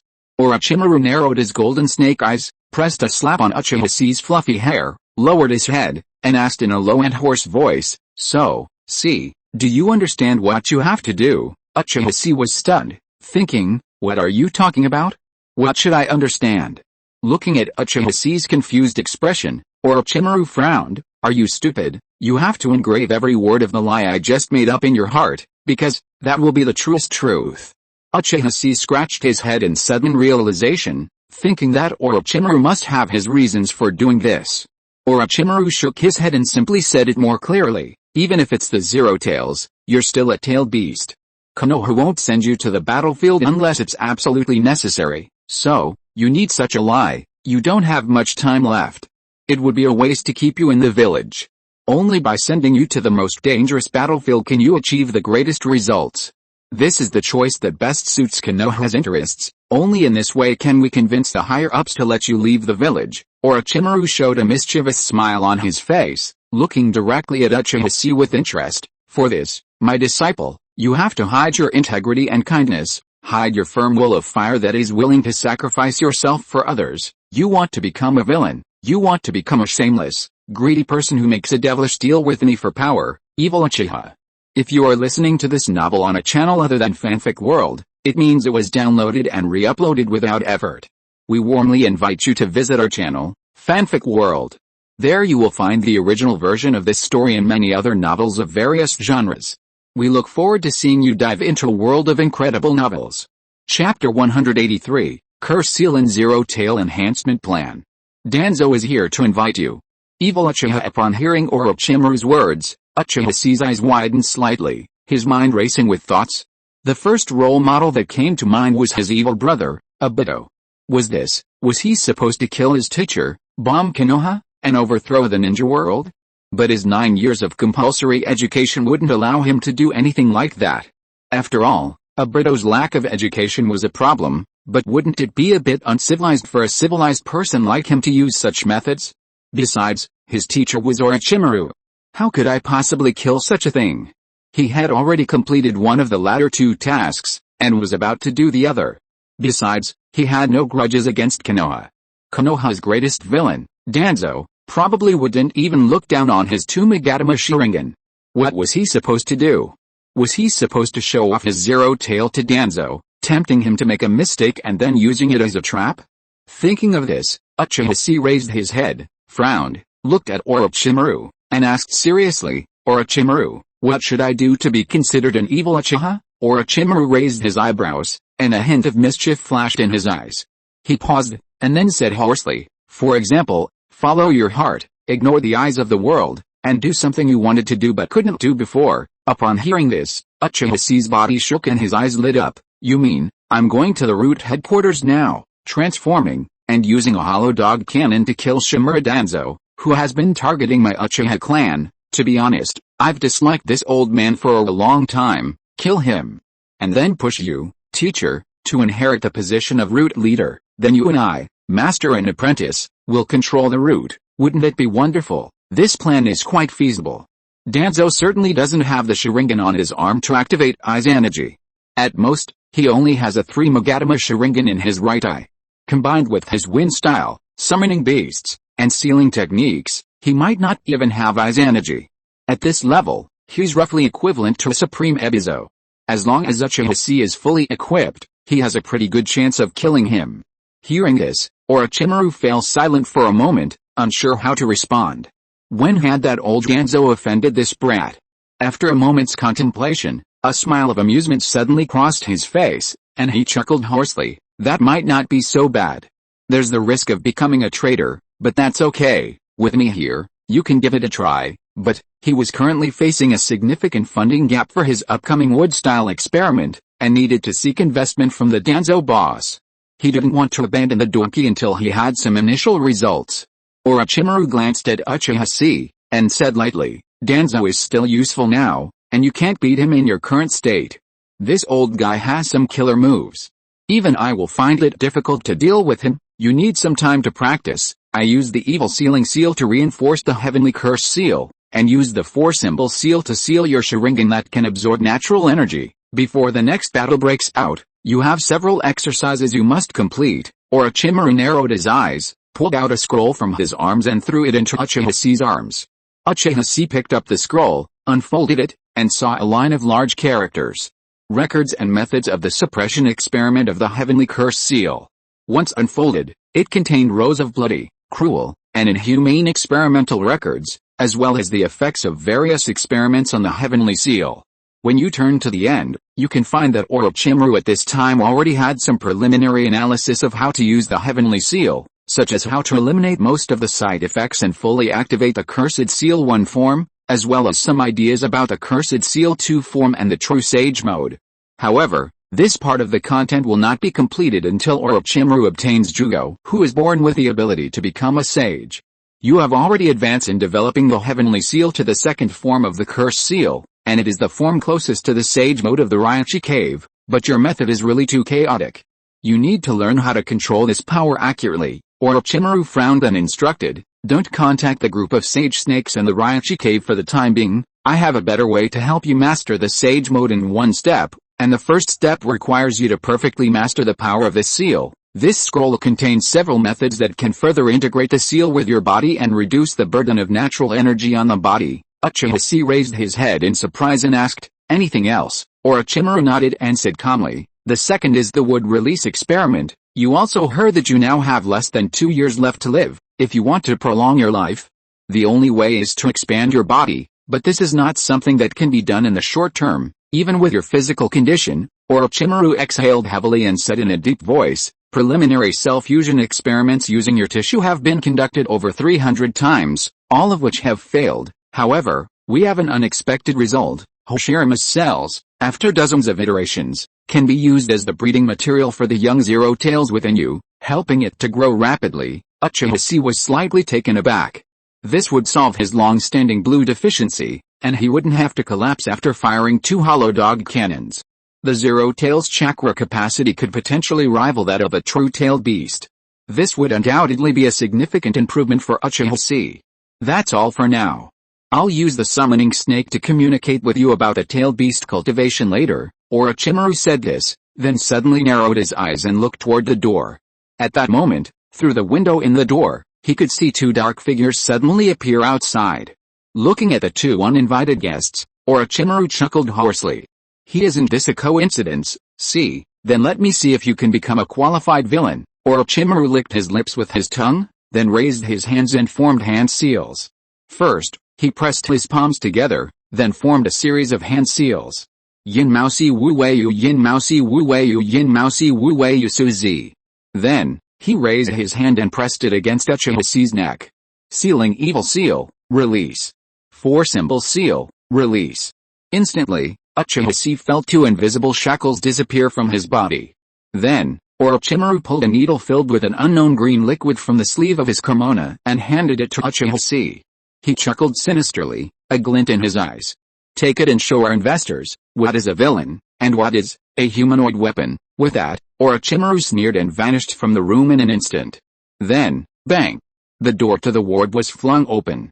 2 ninjas wearing patterned masks, exuding a chill, and dressed in Konoha Ambu uniforms, strode in. They glared at Uchiha Chi and shouted, Uchiha Chi, Lord Danzo invites you. Chapter 184, Shipwreck Interrogation. I was right about you. Beneath Konoha, a steel bridge connected the 4 directions to the abyssal rock walls. At its center stood a towering steel tower. A tower built deep beneath the earth. On the tower's platform, Shimura Danzo stood before a fence, his face calm and almost indifferent, his hands clasped behind his back, gazing at the deep, silent darkness beneath. His right cheek was bandaged, his hair short and brown, his build thin. He wore a gray-black kimono, but his left shoulder and arm were uncovered, revealing a white lining beneath. This man, who had given himself to darkness, dimmed the surrounding light just by standing there, as if shrouded in an ominous aura. After the high-level meeting, he had arrived here, awaiting an audience with Uchiha Chi, the man who had become his subordinate by accident. Strangely, Danzo's eyes betrayed no murderous intent. Hidden within his cunning, deep black pupils was a glint of anticipation and nostalgia. Such a strange expression on this man's face seemed out of place. Behind him, a root ninja wearing a white tiger mask held a stack of documents. Danzo-sama, I've sent men to capture Uchiha Chi, but, Danzo detected a hint of trepidation in his subordinate's voice and, without turning, said calmly, you're asking why we didn't take more precautions. The root ninja remained silent, his gaze filled with deep fear. After all, that was the weapon known as the Jinchuriki. The 2 explosions that shook Konoha were still fresh in his memory, proving that Uchiha Chi, possessing such power, was a beast beyond human control. Faced with such a being, he couldn't understand why the usually foresighted Danzo-sama would act so casually. Shouldn't he have recalled the root ninja, laid a tight net, and set up numerous sealing formations to suppress him? Even if he didn't capture the tailed beast within him, it could still be used as a means of negotiation and intimidation. Danzo tilted his head slightly, glanced at his men, and said calmly, "You don't understand, and you can't comprehend. This is normal. That child is already stronger than you can imagine. Numbers are no longer enough to contain that monster. We can't treat him the same way we treat ordinary Uchiha, and the only one who can control that monster, only I." The root ninja was slightly surprised, looking up at Danzo with a hint of surprise, but then he lowered his head. Yes, after answering, Danzo's silence was followed by the root ninja's quick retreat. The surroundings once again fell into heavy darkness. At this moment, Danzo with one hand pulled out a report submitted by various people from his bosom. His single eye fell on the page and read it again. This report combined the resignations of Ryoma Abirame, or Orochimaru, and the root of Unokuni and the root of Unokuni who had witnessed the Uchiha's battle. Uchiha Chi, Danzo suddenly chuckled, a smug smile on his face. Like Uchiha Kagami, a figure as dazzling as a meteor, it's just a pity, he's short-lived. I'll let you go for 2 years. After that, Konoha's second-tailed beast will appear, combined with the power of chaos would release. Then, ha-ha-ha-ha-ha gurgle Uchiha Chi sat in a wheelchair, pushed by 2 root ninjas into root headquarters. As they reached the underground bridge, a burst of elderly, anal-splitting laughter reached their ears. Looking at the gloomy old man standing by the bridge, Uchiha Chi's lips twitched slightly. What was going on? And in this environment, the bridge, Danzo, the Uchiha, the laughter. Could it be that the battle to seal the bridge was about to begin here early? After pushing Uchiha Chi here, the 2 root ninjas immediately departed, leaving the space for the old man and the young man. Uchiha Chi clutched the injection Orochimaru had given him. Though he didn't know what it was, the Zero Tails within him, sensing its presence, squeaked eagerly at him. He frowned as he looked at Danzo, who stood at the end of the bridge with his hands behind his back, his entire body shrouded in an ominous aura. Unlike the future Uchiha Shisui and Itachi, who treated this old man with reverent deference, Uchiha Chi lacked that courtesy, nor did he consider him his superior. He spoke bluntly, "Shimura Danzo, you wanted to see me." Danzo's laughter died abruptly upon hearing this. He turned, taking steady steps, his gaze fixed darkly on Uchiha Chi in the wheelchair, as if he were gazing at a delicious piece of fat. "Are you Uchiha Chi?" Danzo paused 3 meters in front of him, staring intently at him with his left eye. "I see," he said with a startled look. "You have a deathly look on your face." Uchiha Chi was stunned and blinked. Deathly look? Not knowing life, but knowing death first, that's a sign of death, Danzo said calmly. "Your heart burns hotter than anyone else's, and this fire will eventually transform into the karmic fire of the 3 evil paths, enveloping you, whether under the sun or the moon. You can't see your own shadow, your life has no shadow." Uchiha Chi subconsciously glanced at his feet. There was a shadow. He couldn't help but wonder, what are you talking about, old man? Can you start the fight sooner? What do you think I came all this way here for? My fists are thirsty. At this time, Danzo stared at Uchiha Chi dimly and said lightly, "The genius who has been promoted to genin the fastest since the founding of Konoha? I have something to ask you." Uchiha Chi did not speak, but looked at Danzo with an impatient look, waiting for him to finish his nonsense. But Danzo seemed to be unable to see Uchiha Chi's expression, and just spoke calmly and indifferently, posing his question. "You are on a ship that is about to sink. There are 10 of your compatriots on board, but one of them has contracted a malignant infectious disease. If he continues to live, the other 9 will also get sick and die. If you are the captain of this ship," Danzo narrowed his one eye, staring at Uchiha Chi, and pulled up the corner of his mouth. What would you do?" Uchiha Chi looked back at Danzo and raised his eyebrows slightly. He was not unfamiliar with this question. This was the question that Shimura Danzo asked the newly graduated Uchiha Itachi in the true biography of Itachi. At that time, Uchiha Itachi's answer was, "The sick person will die no matter what. This is his fate. If I were the captain, my top priority would be saving the other 9 lives, choosing to kill one to save all 9. It was Danzo's question at this moment, coupled with Fugaku's uncivilized upbringing, that sowed the seeds of madness in the young Uchiha Itachi, ultimately leading to the tragedy of the Uchiha clan. Uchiha Chi's expression instantly hardened, and he sneered at Danzo, asking, "What if the captain fell ill? Besides, How can you be so sure that the sick will die? Danzo's lips curled, his gaze darkening. He raised his chin, looked down at Uchiha Chi, and said calmly, Uchiha Chi, don't evade the question.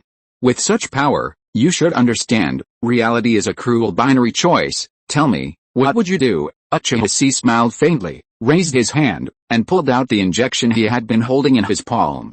With a backhand thrust, the needle pierced his neck. The injection plunged, and his heart instantly began to beat. He suddenly raised his head, and a pair of scarlet double Magatama Sharingan lit up. I won't die, no one will die, because I will create a miracle. Even if it means sacrificing my life to fulfill this promise. Hearing such arrogant words, looking at the confident expression on Uchiha Chi's face, Danzo's face suddenly showed a smile of assurance. I really didn't misjudge you. Your answer is the same as Uchiha Kageme's. Then, he frowned, slowly took a step back, narrowed his left eye, and spoke in a cold tone that seemed to blow a gust of cold wind around him. Just when Uchiha Chi thought that the old man was warming up, preparing for a fight, and that he was finally going to have a big fight with him, he heard Shimura Danzo say out of the blue, Uchiha Chi, I will make use of you. Chapter 185, The Four-Symbol Seal. Can I self-destruct again? Uchiha Chi was stunned for a moment upon hearing Danzo's abstract words. He wondered, he didn't do anything, why would Danzo say such abstract things? Re-employing an Uchiha? Is that something Danzo could even say? What on earth is wrong with this world? Danzo observed Uchiha Chi's stunned expression and chuckled. He possessed all the information he knew about Uchiha Chi. Based on this intelligence, he could easily deduce that this child possessed the same resolve as Uchiha Kagami, a will to keep his companions alive, even at the cost of his own life. Between Konoha and the Uchiha clan, those with such a mindset simply took action, stirring up a wave of fervor that would draw countless followers. This influence would undoubtedly heal the ties between the Uchiha clan and the village. Just like Uchiha Kagami back then. Because of his presence, even when Uchiha Setsuna nearly launched a coup, Kagami ultimately gave him only a minor punishment, allowing the extreme old man to survive. But that betrayal had left a thorn in Danzo's heart, fueling his constant desire to eliminate the Uchiha clan.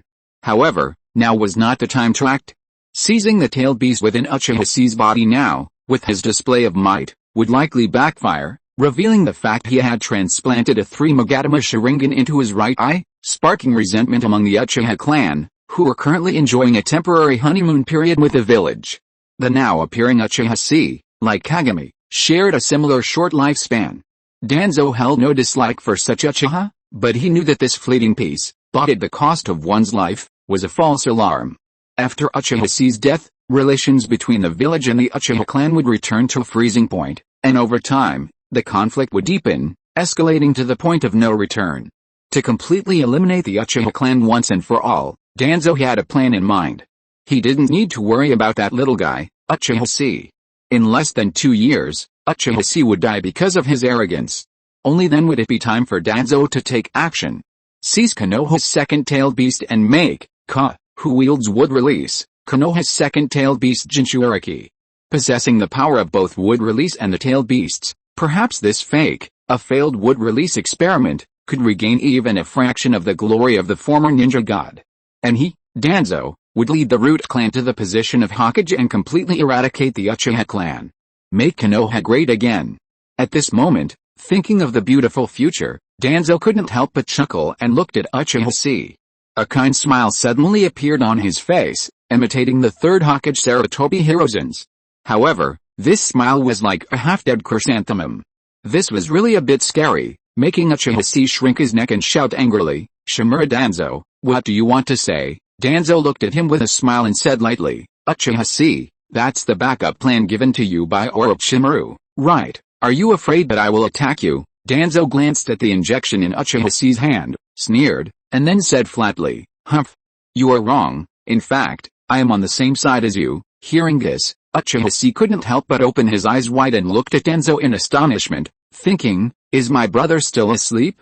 No, why is this Danzo so abstract? Danzo coughed and continued, I always think from Konoha's perspective.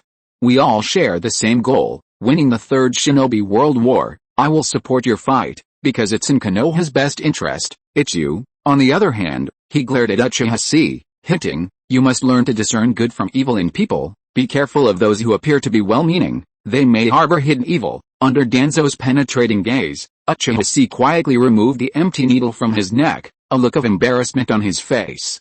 He had already buffed himself, pumped up his energy, and prepared everything. First, a hollow dog cannon would destroy the root. Then, he would seize the opportunity to capture Danzo alive with his Senjutsu Sharingan's Byakujiki eyes, bring him back to the Uchiha clan, and hang him in the ancestral temple to torture him for 3 days and 3 nights, thus fulfilling what he had longed to do since watching anime in his previous life, establish the reputation of the evil Uchiha in one fell swoop. So, you, Danzo, suddenly pulled this on me? Uchiha Chi was momentarily flustered, looking at Danzo with a strange expression. It wasn't right to fight, but it wasn't right not to fight either. After all, the atmosphere was already so tense, and the buffs were already applied.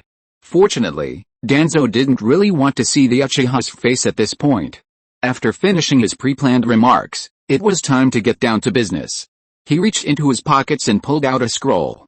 Then, looking at Uchiha Chi, he said calmly, "The tailed beast within you, regardless of how you acquired it, from now on, it is Konoha's property. To protect this property, and to protect you, Uchiha Chi, I'm going to teach you a technique." With that, Danzo tossed the scroll into Uchiha Chi's lap. Then, with his hands behind his back, he turned and walked along the bridge into the deep darkness. He didn't even give Uchiha Chi a chance to react. The Uchiha was left alone, sitting on the bridge, letting the wine from the ground brush against his face, his expression a bit confused. "What the hell, what's going on?" Uchiha Chi shook his head, picked up the scroll, and unfolded it. Inscribed on the scroll were 7 large characters, "Inner 4-symbol sealing technique." Seeing this technique, Uchiha Chi's eyes suddenly lit up. The inner 4-symbol sealing technique was the source of the meme about Danzo sealing a bridge in the future. But ignoring its inherent meme, this technique was actually quite powerful. Shimura Danzo didn't just seal a bridge, in fact, he used this technique at his deathbed to protect Shisui's right eye and prevent Kido Matsukumi from falling into the hands of the mysterious masked man. This technique causes the caster's blood to spurt out, creating a pre-drawn sealing seal. The seal then expands into a sphere, sealing all surrounding matter into the underworld, completely sealing it away. If Kamui weren't so flawed, Hashira would have been doomed. It could be said to be an incredibly powerful sealing technique. In other words, it was also an extremely powerful self-destructive ninjutsu. For a moment, Uchiha Chi ignored the Pod King's flight and devoted himself to the scroll with rapt attention. After plastering his entire body with detonating tags and then burning his heart with a forbidden fire release technique, he finally had a third self-destructive ninjutsu. But Uchiha Chi was stunned. Staring at the technique, he recalled Uchiha Setsuna's request at morning that he learn the forbidden technique, Izanagi. His heart skipped a beat, and he imagined an incredibly absurd use. If this technique weren't Danzo's trump card, and the bridge battle had some plot twists, using it in conjunction with Izanagi would preserve only those aspects of reality that benefited him, annihilating all others that were unfavorable, sealing the enemy while he escaped. Izanagi plus 4-symbol seal. This will be a combination forbidden technique that is extremely difficult to dodge. Chapter 186. Tonight I will sail away, Fugaku, you have to work first. As Uchiha Chi emerged from root headquarters, clutching the scroll containing the inner 4-symbol sealing technique, he suddenly felt lost. Counting his possessions, he now possessed a significant number of jutsu waiting to be mastered. Not to mention Orochimaru's Orochi-ryu, substitution technique, which, thanks to the Heaven's Curse seal, allowed him to complete his training early, effectively eliminating one jutsu. Later, Snake Sensei also gave him the Heaven's Curse seal experiment secret scroll to help him master the seal's form. He also possessed the ninjutsu, wild-haired lion jutsu given by Jiraiya, and the forbidden jutsu, Izanagi, which the Uchiha clan had promised him to master. Now, Danzo had given him the inner 4-symbol sealing technique. Judging by the current state of the Third Shinobi World War, the next battle should erupt within the next few months. Meanwhile, Konoha and Tsunagakure, after a major battle, remained locked in a stalemate in the Land of Rain. Across the land, the Iwagakure village launched a revenge attack on the Kirigakure village, crossing most of the ninja realm. Originally, Iwagakure was supposed to have achieved a decisive victory at Midori Reef near Kirigakure's main island. However, due to the butterfly effect caused by Uchiha's resignation, this surprise attack became a protracted war. Iwagakure, possessing the greatest fighting potential during the Third Shinobi World War, was mired in the conflict with the Kurigakure village, despite struggling with supply lines stretching across most of the ninja realm. Consequently, Konoha was able to launch a surprise attack on Tsunagakure in the Land of Rain, pushing them back beyond the borders. 4 of the 5 major ninja nations had already mobilized, but one nation remained, yet to officially enter the war. That nation was the Land of Lightning, the Hidden Cloud Village. According to the original history, around the 47th year of Konoha, Kumagakure would launch a surprise attack on the Land of Fire, traversing the Kumorai Gorge, crossing the Frost and Hot Springs, and invading Konoha from the direction of the Land of Fields. The yin in the above map refers to the Land of Fields. This is the official map from the 4th Shinobi World War. It was at this time that Konoha, upon receiving the news, urgently dispatched Minato Namikaze to the border, leading to his first clash with the Odd brothers. The reason Kumagakure has been holding back is that Hot Springs has temporarily become a bridgehead for Iwagakure's attack on Kurigakure, with the attack route now in their grasp. If Iwagakure's surprise attack were to drag on, even Iwagakure would be unable to sustain it for long due to its extensive supply lines, and they would quickly seek an opportunity to end the war. It is foreseeable that Iwagakure and Tsunagakure would then attack the Land of Fire from the direction of the rain. With a route established, Kumagakure, which had been sitting on the sidelines, would also begin to take action. Uchiha Chi suspected that the window of opportunity he had left wouldn't last long. The war between Iwagakure and Kurigakure was essentially fueled by the feud between the two ninja villages dating back to the Second Meiji era. But such a war, fueled solely by hatred, couldn't sustain itself for long. As Yahiko had said, feel the pain, experience the pain, accept the pain, understand the pain.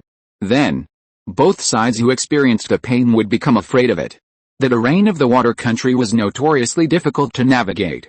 Iwagakure was burdened by long supply lines, while Kurigakure was also embroiled in civil unrest. This war, forced to prolong by Konoha's schemes, had been excruciating for both sides. A war without visible benefits ultimately couldn't last. After a moment's deduction of the war's trajectory, Uchiha Chi unknowingly found himself on the streets of Konoha. A lone moon hung high in the sky, its clear light illuminating the brightly lit village of Konoha. Looking down from above, the light strips forming across the streets resembled rivers of light in the night. Gazing at the bustling crowds around him, the throngs of people, the laughing, playful, and joking ninja students crisscrossing the streets, Uchiha Chi snapped back to reality. After freeing himself from his chaotic thoughts, he lowered his head and gazed at the scroll in his hand. A headache gripped him. Rampant lion jutsu and izanaji were techniques for ninjas, after all. As long as he mastered the seals and controlled the flow of chakra during activation, Uchiha Chi could master them with his current skills. Especially since one of these techniques only had 3 seals, rabbit, fox, pig, while the other was a seal-free jutsu. With a Sharingan as a guide, mastering them quickly became easy. Plus, with a dashboard to monitor proficiency, mastering them well enough for combat wouldn't be difficult. As for the other 2 jutsu, the Heaven's Curse seal training method Orochimaru had given him was similar to the Orochi Ryu, substitution jutsu, a dense collection of experimental records. To fully understand it, he'd have to borrow some anatomy, medicine, and genetics books from the library, or else he'd be caught in a split. The inner 4-symbol sealing technique Danzo had given him was even more challenging. It was a pure Uzumaki sealing technique, and to Uchiha Chi's eyes, it looked like a scribbled talisman. Only with the foundation of the newly released Super Death Battle Barrier could he barely discern it as a sealing technique, but that was all. To master the self-destructing sealing technique, he'd need to find some outside help and start a small class. Each of these ninjutsu awaiting his exploits was like a fleeting array of beautiful girls, each with its own distinct style, waiting to be conquered.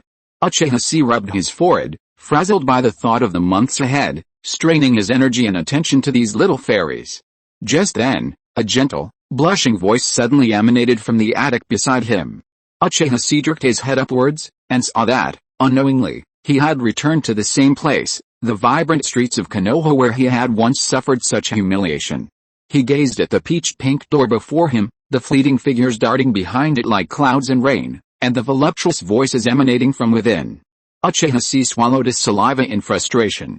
Then, he straightened his back and snorted disdainfully, HMPH, you mere monster.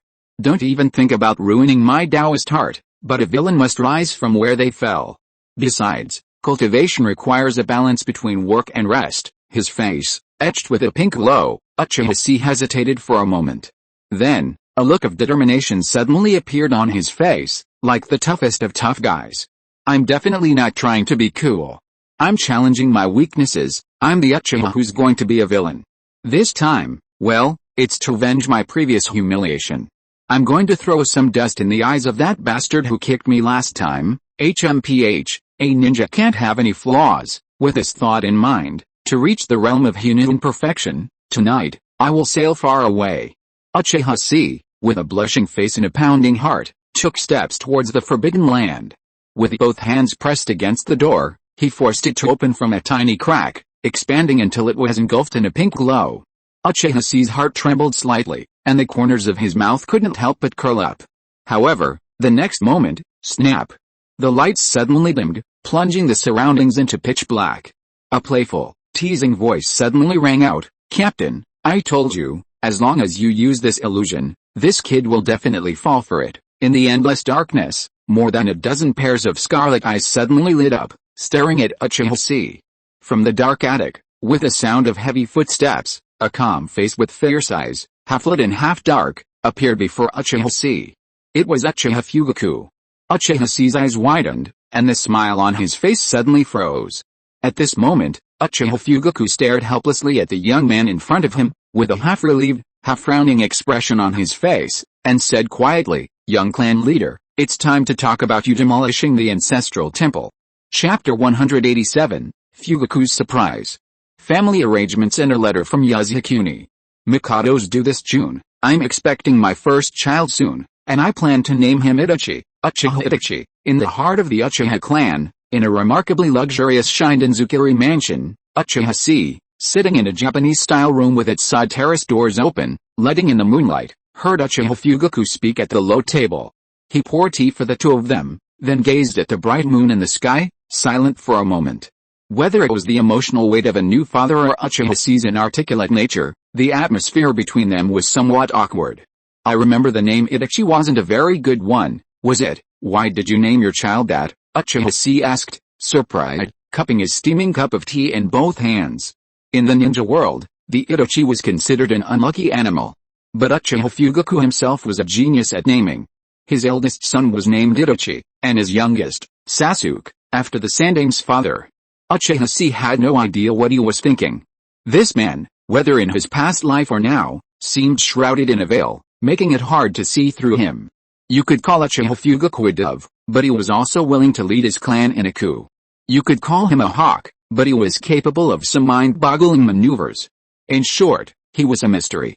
This child was born in an ominous era. War, blood, hatred, and resentment roamed the land. In such a world, if he could be an ominous being, I think he might find life easier. After all, our lives are painful enough already. Uchiha Fugaku shook his head, as if he wanted to confide something, but after thinking it over, he remained silent, not speaking to Uchiha. Then, he raised his head and abruptly said, "Uchiha, I already know that the Great Elder has nominated you for young clan leader." "Then you?" Uchiha looked up in surprise, staring at Uchiha Fugaku, whose tone was as calm as water, as if he were discussing a trivial matter. It was as if his becoming clan leader had taken away the position that was rightfully his to this young man. Uchiha Fugaku shook his head at Uchiha and said calmly, "It doesn't matter. It doesn't matter who becomes the clan leader. The key is what the person who becomes the clan leader can bring to the clan. To be honest, Uchiha, I'm relieved about this." Uchiha Fugaku took a sip of tea, and then exhaled with a look of relief. "Although I have the intention to become the clan leader, I know that my ability is insufficient compared to the previous clan leader Uchiha Madara who led the Uchiha clan to establish Konoha, or the previous clan leader Uchiha Kagami who served as the second-generation personal guard and made up for the relationship between the village and the clan. There are many things that I understand, but I can't solve them. I can only let them rot and mend the fence after the sheep are lost." However, Uchiha Fugaku suddenly stood up, staring at Uchiha with a stern look, and said in a deep voice, "Uchiha, you are different. Your growth rate is astonishing. From relying solely on fire style and shuriken in his first battle, to being able to fight cage-level opponents in the evil god cult, and finally becoming a disciple of the Sannin and gaining the power of the tailed beasts, to outsiders, this is the result of 12 years of silence accumulating strength." But only I know, you to do all this in just 3 days, there's no doubt, Uchiha Chi. You're a greater genius than Uchiha Madara. If you don't make a name for yourself, then you'll be a sensation. Wait, that's just... Hearing Fugaku's praise, Uchiha Chi couldn't help but hesitate.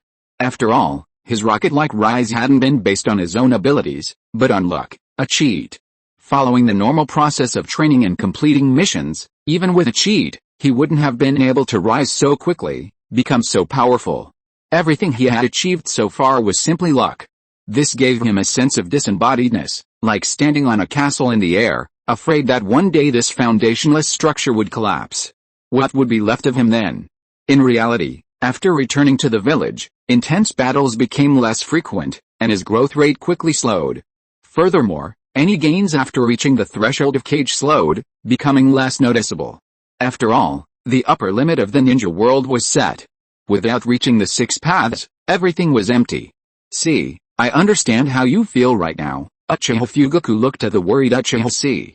His eyes flickered slightly, as if he saw his past self. The same hesitation, the same confusion, the same lack of confidence. Yet, he couldn't understand what Uchiha Chi was worried about. He already possessed such immense power, comparable to the previous clan leader, Uchiha Kagami, who had awakened the main Gekyo Sharingan. At least more powerful than he was now, and his future was bound to become even more terrifying. Ultimately, he could only attribute it to the pressure of suddenly shouldering such a heavy responsibility as a teenager. Looking at the expression on Uchiha Chi's face at this moment, this scene made Uchiha Fugaku feel a little dazed. His eyes suddenly softened. It was exactly the same expression he had when he was 16 years old and defeated the 3 elite genin of his family to obtain the position of captain of the police force. Was the look in the eyes that the Uchiha seniors looked at him at that time the same as the look he gave see now? At this thought, Uchiha Fugaku couldn't help but smile slightly. He walked over to Uchiha Chi and squatted down. He raised his hand and patted Uchiha Chi's shoulder, looking at him with the eyes of a fellow human being. Don't worry, I will help you. Uchiha Chi looked up in surprise, looking at Uchiha Fugaku with a touched expression, and immediately couldn't help but twitch his lips. Here it comes again. These Uchiha, are they fucking sick? The great elder, Seiichiro, Shinichi, and Shisui were all the same. And now, this Uchiha Fugaku is even more so. Damn it, what the hell is he thinking about right now? Let's get back to business. Uchiha Fugaku's expression darkened, and he asked in a deep voice, although it's a bit presumptuous to ask about someone else's technique, it's crucial for the training the clan has arranged for you. See, are you now able to perform fire-style chakra mode without injury? Uchiha Chi frowned slightly, then nodded. He had only performed fire-style chakra mode twice in front of the Uchiha clan, and after this information was passed back to the clan, the Uchiha clan used the turn for this almost impossible result. The clan's intelligence capabilities truly cannot be underestimated. Seeing Uchiha Chi's admission, Uchiha Fugaku's face flickered with a look of astonishment. Then, he nodded solemnly and continued, the great elder reported back from Hell Valley, saying this, if this is true, then for the next period of time, in addition to practicing the clan's forbidden techniques, you must also practice the Uchiha-style swordsmanship and the accompanying eye-based illusion techniques, allowing you to fully unleash the Uchiha clan's secret S-rank forbidden swordsmanship, Dance of the Sun Halo. In addition, the clan has invested 300 million in Orochimaru's laboratory. You will be needed to cooperate with Orochimaru in completing the experiments and cultivating the tailed beast within you. Also, the message Orochimaru sent us indicates that you are cultivating a special ability, requiring a large amount of medicinal herbs, tested and proportioned, to create the resources for your practice. The clan has invested another 500 million to purchase half of the Nara clan's medicinal fields, spending another 30 million. As Uchiha Fugaku counted on his fingers, he listed the family's investments one by one. The more Uchiha Chi listened, the paler his face grew. For the first time, he'd witnessed a true meaning of lavish wealth. Just food, clothing, housing, and investment in various ninja tools and protective gear had cost him nearly 100 million. Then there were the investments in laboratories, the purchase of half of the Nara clan, and the Konoha Hospital's subsidiary hospital, with most of the pharmacists and doctors there employed to develop prescriptions for curse seal training. If Konoha Hospital hadn't been so hard to buy, Uchiha Chi figured they could have even bought it. All in all, the Uchiha clan had spent 1 billion taels just to facilitate his training. It was as if they were forcing Uchiha Chi into a Kryptonian warrior.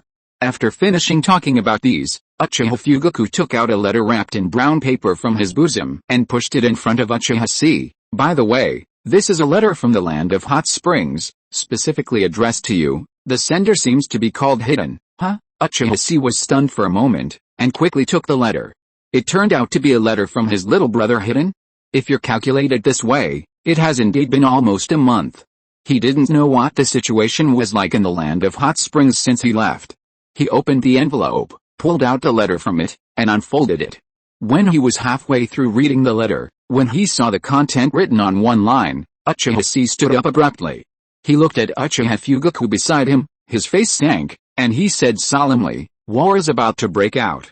Chapter 188, Shocking Changes in the Letter. Storm is coming. Expand the letter, brother. Private words. After the war between Iwa and Kiri started, the survivors of Yunin village and I moved away from Ninja village and hid in a cave near Hell Valley. When I woke up in the morning, the sound of endless explosions echoed in my ears. Did it seem to be the demolition troops of Iwagakure village? Footnote, they weren't wearing forward protectors. There were two dark-skinned, burly men, one large and one small, and a beautiful blonde girl about my age. Startled birds fluttered, roofs crumbled and collapsed. Time and again, we climbed out of the rubble, fleeing from the torrential downpour of ninjutsu. Fields, seas, cities, and paths, everywhere we looked, ninjas engaged in battle. No one would spare us. I'm no longer lost. The very places I could cry for have been reduced to rubble. Tears can't save the land of hot springs. In short, big brother, thank you for giving me the courage. From now on, no, from that day on, I know what I truly want. Now, many have gathered around me. We're called the immortal evildoers. Footnote, actually, I'm the only one dying, you bastard. Now, I'm about to embark on a journey. We're going to accomplish something that will shake the entire ninja world. I hesitated for a long time before finally telling you my decision. I truly hope I can survive this time and see the day you realize your ambitious goal. I'm leaving now. Respectfully. April 6th of the ninja calendar. Hidden. I'm leaving now. Standing there, holding the letter, Uchiha Chi fell into silence. This promise, devoid of any sincerity, a shameless one that deceived himself and others, a promise so hollow it was laughable at first glance, but Hidden actually believed it. And he's actually putting his life on the line. This idiot brother truly believes that he, Uchiha Chi, can conquer the 5 great nations, unify the ninja world, and bring peace to the world. Damn it. Uchiha Chi couldn't help but clench his fists, crumpling the letter into a ball. Fugaku, standing by, couldn't help but frown. Seeing his expression, his face turned serious.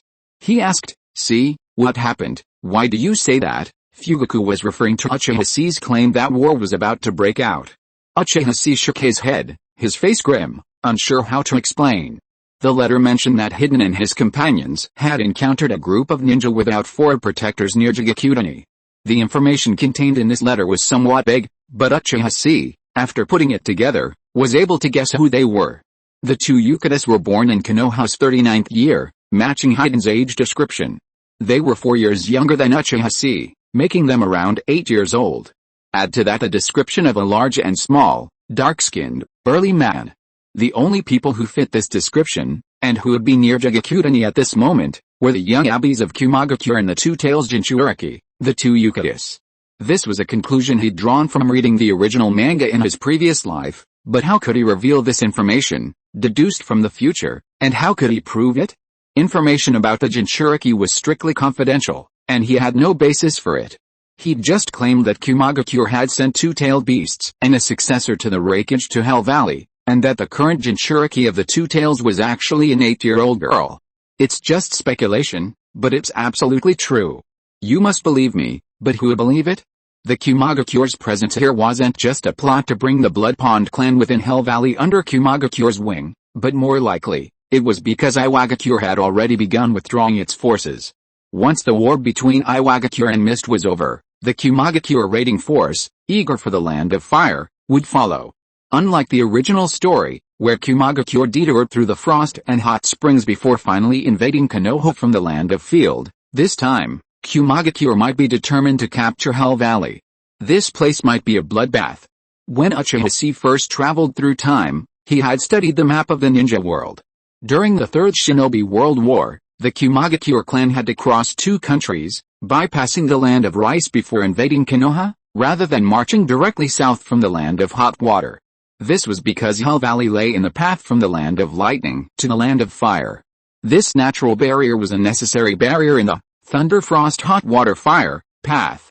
Once Kumagakure subjugated the Blood Pond clan, with the Blood Pond clan's long-standing presence in Hell Valley leading the way, they could cross Hell Valley and, following the flat, hilly terrain from the land of fire to the land of hot water, even reach the gates of Konoha village. At this thought, Uchiha Chi's face darkened. It wasn't because Konoha was about to be overthrown, but because, right now, guarding Hell Valley were none other than members of his own clan. The great elder, Uchiha Setsuna, who had been so grateful to him, was there. Along the way, carrying the dreams, hopes, and unconditional trust of so many people, all of this weighed heavily on Uchiha Chi's heart, even though he had only wanted to cheat his way home. But now, a knife was at the neck of someone he cared about. He had no time to hesitate. He had to act decisively. Exhaling deeply, Uchiha Chi looked at Uchiha Fugaku and asked in a deep voice, "Brother Fugaku, can I trust you?" Uchiha Fugaku raised his eyebrows slightly when he heard the title. After thinking about it, he raised his head and asked directly, "What do you want to do?" Uchiha Chi said in a deep voice, "There is no time to practice. I have to leave the village now. I will go to Hell Valley immediately." Fugaku shook his head and said helplessly, "That's impossible. You have a special status now. As the second-tailed beast Jinchuriki that has just appeared in Konoha, even if the Uchiha clan petitions, there is no way to let you leave the village at this sensitive moment." After that, he paused, frowned, and hesitated, "Unless..." Uchiha Chi widened his eyes slightly and asked anxiously, "Unless what?" Fugaku did not answer this question, but frowned and asked, "What exactly happened? Or, what do you think will happen?" Uchiha Chi hesitated for a moment, then said frankly, "I speculate that the war between Iwagakure and Kurigakure is nearing its end. Previously, Kumagakure had been attempting to reclaim the Blood Pond clan under the supervision of our Uchiha clan, and now Kumagakure has begun action. They've sent 2 new Jinchuriki, along with the next Hokage successor. If we ignore this, all the clan members in Jigakurani, including the Grand Elder, will perish." Upon hearing this horrifying information, Uchiha Fugaku's expression remained unchanged. He only frowned slightly. Then asked, "Do you have any evidence?" Uchiha Chi shook his head, firmly saying, "No, but it's bound to happen. That's going to be difficult." Uchiha Fugaku frowned, hesitating. Uchiha Chi's expression suddenly darkened. He didn't know what foolish thing he was about to do, and Grand Elder Uchiha Setsuna was about to be stabbed by the Grand Prison's elbow. How could the Grand Elder, who had already used Izanagi once, possibly stand a chance against this group? Although this was his own inability to produce the intelligence, Uchiha Chi watched Fugaku's subconscious hesitation and felt a strange surge of anger. Finally, unable to contain his impulse, he grabbed Fugaku by the collar and anxiously scolded him, "It's difficult, but we have to do it, Brother Fugaku. I'm the clan leader now." Fugaku was momentarily taken aback by the slapping of his collar, but these words seemed to awaken him, forcing him to temporarily step back from his position as clan leader and begin to think from the perspective of a single Uchiha. As Fugaku began to think from this perspective, his expression quickly regained its composure. After a moment's contemplation, he patted Uchiha Chi's hands and said gravely, "Go find Orochimaru now and tell him about this. He'll know what to do." Then, he gritted his teeth slightly. "I'll take care of the rest." Hearing this, Uchiha Chi looked at Uchiha Fugaku in surprise at the dramatic transformation he had undergone. He felt, inexplicably, as if he had found Uchiha Fugaku user manual. Receiving this clear answer, a bright smile suddenly spread across Uchiha Chi's face. He straightened Fugaku's collar and punched him in the chest. "Then I'll leave it to you." With that, Uchiha Chi sprang into action, stepping onto the edge of the terrace, single-handedly scaling the rooftop, and vaulting upward. From the moonlit night of Konoha village, he leaped barefoot from the rooftop tiles, forming hand seals to summon a psychic little white snake, instructing it to locate the direction and lead him to Orochimaru. Inside the room, watching Uchiha Chi disappear in a hurry, Uchiha Fugaku glanced at his disheveled collar, recalling the boy's bright smile before leaving. He couldn't help but shake his head, suddenly laughing to himself. Being called Big Brother, I haven't felt this way in years. Chapter 189, Fake Battle Turns Real, Nine-Tailed Fox Goes Berserk. Orochimaru's laboratory was on the east side of Konoha. When Uchiha Chi found him, he was dressed in a white lab coat, fiddling with some bottles and jars. The scene was relatively clean, at least not as bloody as his last time in the Land of Rain. After finding Orochimaru, Uchiha Chi told him his theory in detail. "This is what happened, Master Orochimaru." Orochimaru raised an eyebrow slightly and asked hoarsely, "Are you saying that Kumagakure has already begun planning for Hell Valley? In other words, they want to use the Blood Pond clan in Hell Valley to cross the valley and directly invade Konoha from the Land of Hot Water?" Orochimaru quickly stopped what he was doing, frowned, and muttered, "This location, we can use it." Uchiha Chi looked at Orochimaru in surprise. He had only told Orochimaru about a potential danger to the Uchiha clan and that he wanted to go to Hell Valley to provide support. But Orochimaru quickly deduced from his words the likely actions of Kumagakure and the likely direction of the war. This man's nose for war and overall perspective were truly outrageous. Soon, Orochimaru narrowed his golden eyes, immediately pulling a small scroll from his pocket and writing a brief message on it. Then, he formed hand seals and summoned a small, psychic white snake, which swallowed the scroll and swam away. Only then did Orochimaru turn around and calmly instruct Uchiha Chi, "Whether what you say is true, or just a lie you fabricated to achieve your goal leaving the village, to achieve your goal, you must conceal your true purpose and, from another perspective, provide a compelling reason for the higher-ups to send you out. How do you do that?" Uchiha Chi scratched his head, puzzled. The tactics these powerful individuals employed were something he, a member of the lower classes, had never encountered before. Although he had seen some theories while watching videos in his previous life, the practical application was a bit overwhelming. "It's very simple," Orochimaru smiled slightly. "Just change the direction of the source of information, use a method that is difficult for others to verify in a short period of time, but it is urgent to solve it, from the perspective of the Uchiha clan, that is to tell the third generation that the Blood Pond clan has gone berserk. This mission is about to fail, and the village needs to send people to support, but if you want a village to designate you to fight, there will still be some troublesome exchanges of interests, and from my point of view," Orochimaru paused, raised his head, and looked at the ink eagle flying from the horizon. He reached out and took the scroll thrown by the eagle, and threw it to Uchiha Chi's hand. At this moment, he said calmly, "I just need to make this war a reality." In the Hokage's office, Sarutobi Hiruzen, the third Hokage, stood by the French window, gazing out at the peaceful Konoha. Tired from dealing with a mountain of official duties, he stood up to stretch his legs. He picked up his beloved cigarette and was about to take a puff when, just then, a series of hurried footsteps echoed outside the door. An unexpected guest, uninvited, slammed the door open without even knocking. "Hiruzen, emergency war report." Bang! Danzo Shimura slammed a red-sealed emergency document onto the Hokage's desk. Sarutobi Hiruzen was stunned, frowning as he walked back to his desk. He opened the document and took out the information inside to examine it. Just by looking at it, his frown deepened. The Kumagakure clan is in cahoots with the Blood Pond clan, and there's a riot in Hell Valley. Also, the Iwagakure clan has begun to withdraw, and the vanguard has arrived at the village. The number of ninjas in the Kumagakure village has decreased dramatically. It seems that they have all been dispatched away in preparation for war. A squadron or larger of Kumagakure ninjas have appeared in the Kumura Gorge. Has anyone seen AI, the next generation of the Hokage's successor, and his partner B? After reading the documents in his hand, Sarutobi Hiruzen raised his head with a grim expression.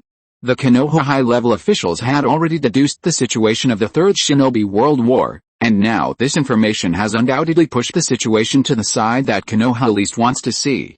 Is this information true? Sarutobi Hiruzen stared at Danzo Shimura and asked gravely. The direct sources of this information are the root, while the Anbu only have supplementary materials.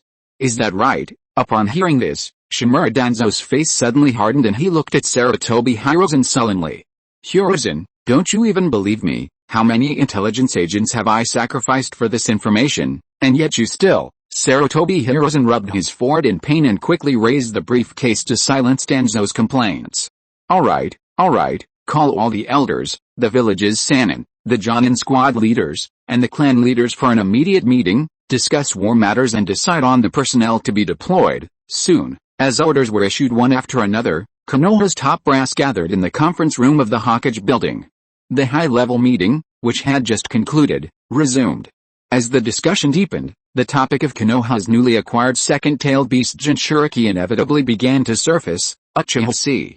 In the conference room of the Hokage building, after Orochimaru analyzed the immense impact of Hell Valley on the course of the war, the plan was decided to dispatch troops to reinforce Hell Valley and stop the Kumagakure and the Blood Pond clan. However, Hell Valley was limited in size, and its environment clearly wasn't suitable for large-scale ninja operations. Therefore, the mission was quickly defined as a small team of elite ninja to disrupt Kumagakure's plans. Then, let's decide on the personnel. Sarutobi Hiruzen frowned as he looked at the names on the document in his hand.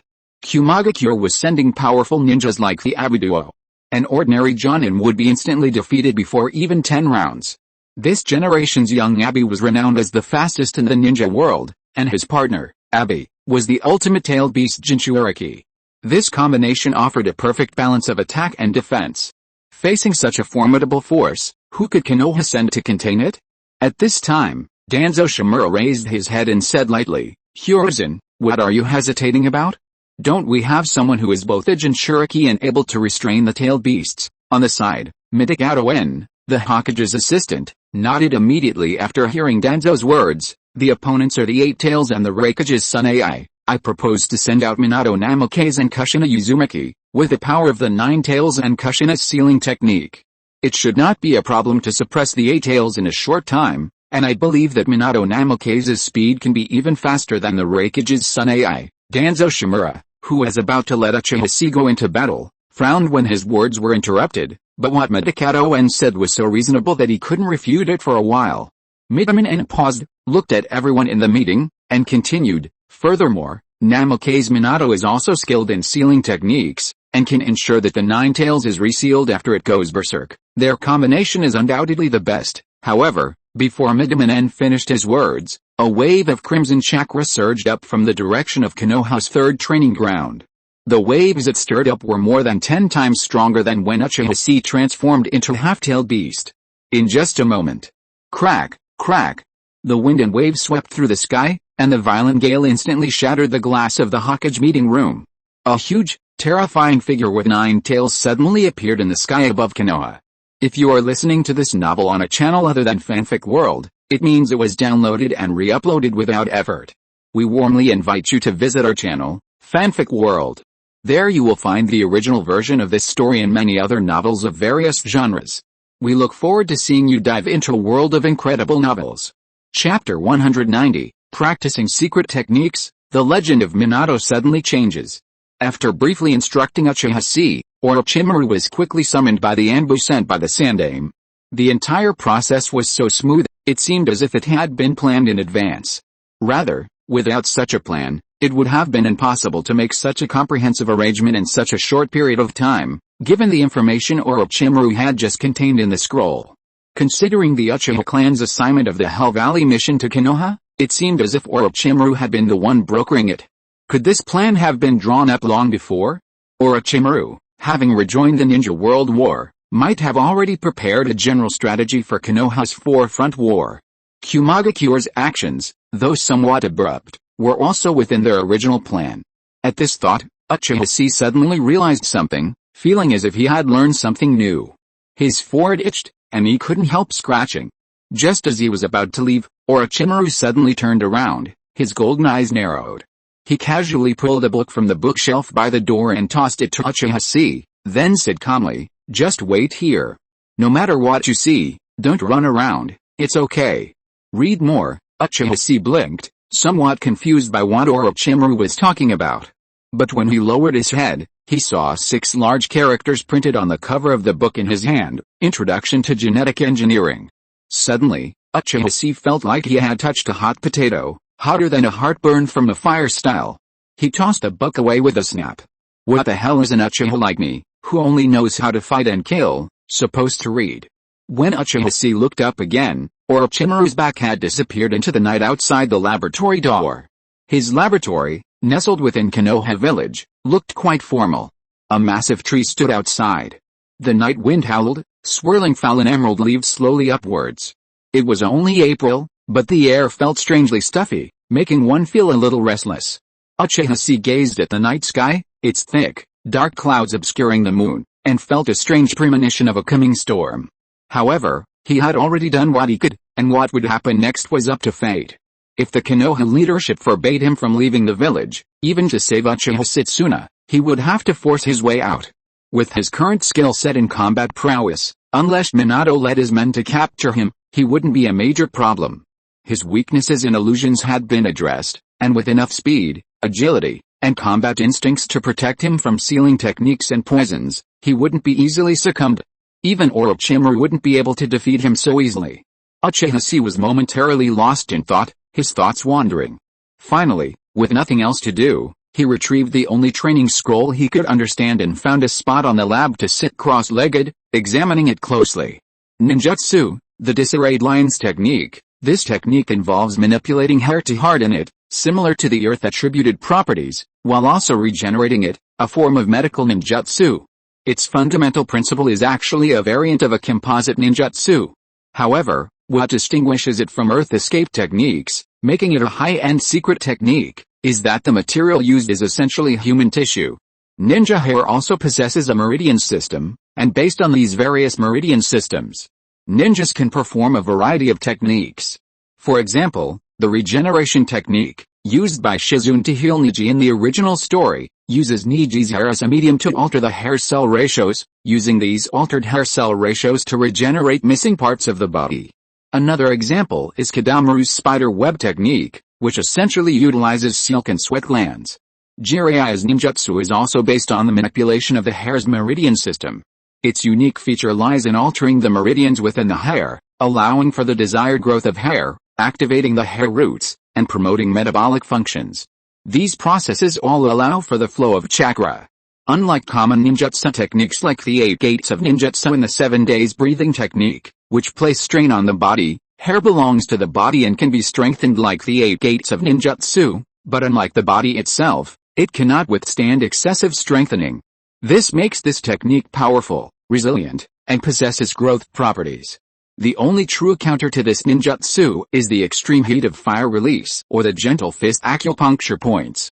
Reikari and Susanna pale in comparison. Crucially, even if it's cut, it's useless, it actually grows. It's like a regenerative, normal armor. If we trace this technique back to its ultimate form, it's Kaguya Otsutsuki's rabbit hair needle, a supreme ninjutsu capable of piercing even Susanu's weak points with a Byakugan. Fortunately, this type of ninjutsu is easy to learn but difficult to master. Although Uchiha struggled to understand much of the later content, the basics were easy to grasp. He raised his hand and formed the Mi seal for auxiliary control, directing chakra to his hair, allowing it to follow the steps of hardening, growing, and ejecting from the scroll. Having previously used Earth-style, Earth Spear to harden and manipulated the growth of Earth resentment threads, Uchiha was relatively adept at this first step. After several attempts, a subtitle quickly appeared before his eyes: "You have mastered ninjutsu, disheveled lion technique. B, beginner, can be integrated into senjutsu for advancement. Oh, there's nothing I can do. I've grown fat again without realizing it." Uchiha opened his eyes and, facing the mirror in his laboratory, manipulated his hair into lazy hairstyle on top of his head. He thought that this technique would have built-in styling capabilities. His future appearances would surely feature wildly dancing black hair, like the arrival of a demon king. Wow, that's just insanely cool. Uchiha tweaked his hair in the mirror, feeling its granite-like hardness, and couldn't help but smile. He was just about to sit down and study it, comparing it to his proficiency on the panel, while waiting for Orochimaru to return with his news from the meeting. But then, bang! Snap! A gust of air exploded with a roar. In a split second, it shattered the glass of the laboratory. Uchiha looked up in astonishment, and saw, from the east side of Konoha, a ferocious fox with bared fangs and claws, 9 tails dancing wildly. That's the third training ground? Is Kushina going berserk? Uchiha's eyes widened, then suddenly shrank. This is from the Minato story, but the timing doesn't match. How could it happen at this time? And the noise is far more exaggerated than in the Minato story. Holy crap, the prince is in danger, instantly. Uchiha realized, first, the timing didn't match. The Minato story took place during the day, but now it was night. Ever since his last half-tailed beast rampage, 2 hollow dog cannons had inflicted significant damage on Konoha, costing them hundreds of millions. Realizing the uncontrollability of the tailed beast Jinchuriki, Konoha would surely not be so foolish as to guard a powerful weapon like Kushina with only 2 Anbu. Yet, Kushina had escaped. And compared to the scale of Kushina's rampage in the Minato story, this scene seemed a bit exaggerated. He had carefully counted. In the Minato story, Kushina had manifested up to 8 tails during her rampage. And now, the fucking 9 tails was about to burst out in its full form. If Kushina hadn't restrained Yashiki at the last moment, Minato would have been slapped to death by a single blow. And what about Kushina in her current form? Remember, the one sealed inside Naruto was only half of the 9 tails, but now Kushina had a whole one inside her. With this level of rampage, wouldn't Minato be slapped to death? Thinking that Minato hadn't even clapped his hands with Kushina for love and left behind the prince's offspring, Uchiha's scalp went numb. Damn it! If Naruto were gone, where the hell would I find another savior? At this thought, Uchiha was as anxious as an ant on a hot pot. He jumped up from the ground, hurriedly stuffed the scroll into his bag, and rushed out. However, at this moment, 2 men dressed as Anbu suddenly leaped to the doorway of the laboratory. They raised their hands, blocking Uchiha's way and speaking awkwardly, "Shura-sama, please stop, Orochimaru-sama instructed you to read here." Uchiha paused, frowning sharply as he looked at the 2 masked root ninjas who had stopped him. A strange sense of familiarity welled up in his heart. He seemed to have seen these 2 men somewhere before. Chapter 191, The Narrow Space, The Cherished Person. "Lord Shuro, please return. We are only following orders," the taller root ninja said. Uchiha then realized that if there was one thing that set these 2 apart from the other root ninja, it was that they were incredibly polite to him. Unlike the typical root ninja who barked orders at outsiders and wore a stern expression, these 2 seemed to even show a hint of respect for him. What the hell was going on? Uchiha shuddered, suddenly remembering that these 2 were 2 of the root ninjas who had aided him in the Land of Hot Water, led by Ibure and Ryoma. They seemed to be Orochimaru's subordinates. He pondered this further, gazing outside at the massive 9 tails phantom hovering in the sky in the direction of the 3rd training ground. Uchiha was stunned. He could strike within Konoha, even interfering with the most secretive Jinchuriki defenses. Only Orochimaru, who was being groomed by Sarutobi Hiruzen as his successor, could do such a thing. Orochimaru is actually going to such extremes. Uchiha couldn't help but feel a sense of absurdity and astonishment at the thought. Perhaps Orochimaru had been so kind to him, making him feel like he was playing Legend of Mir these days. Click to get divine artifacts and seals, cage-level masters, and the chance to fight with the times. Plus, Hoshirama sell gift packs and seal power-up gift packs were loading CDs, ready to give him a big surprise when the time came. But it wasn't until this moment that Uchiha truly realized, Orochimaru wasn't such a good person. He was the main villain of the first manga.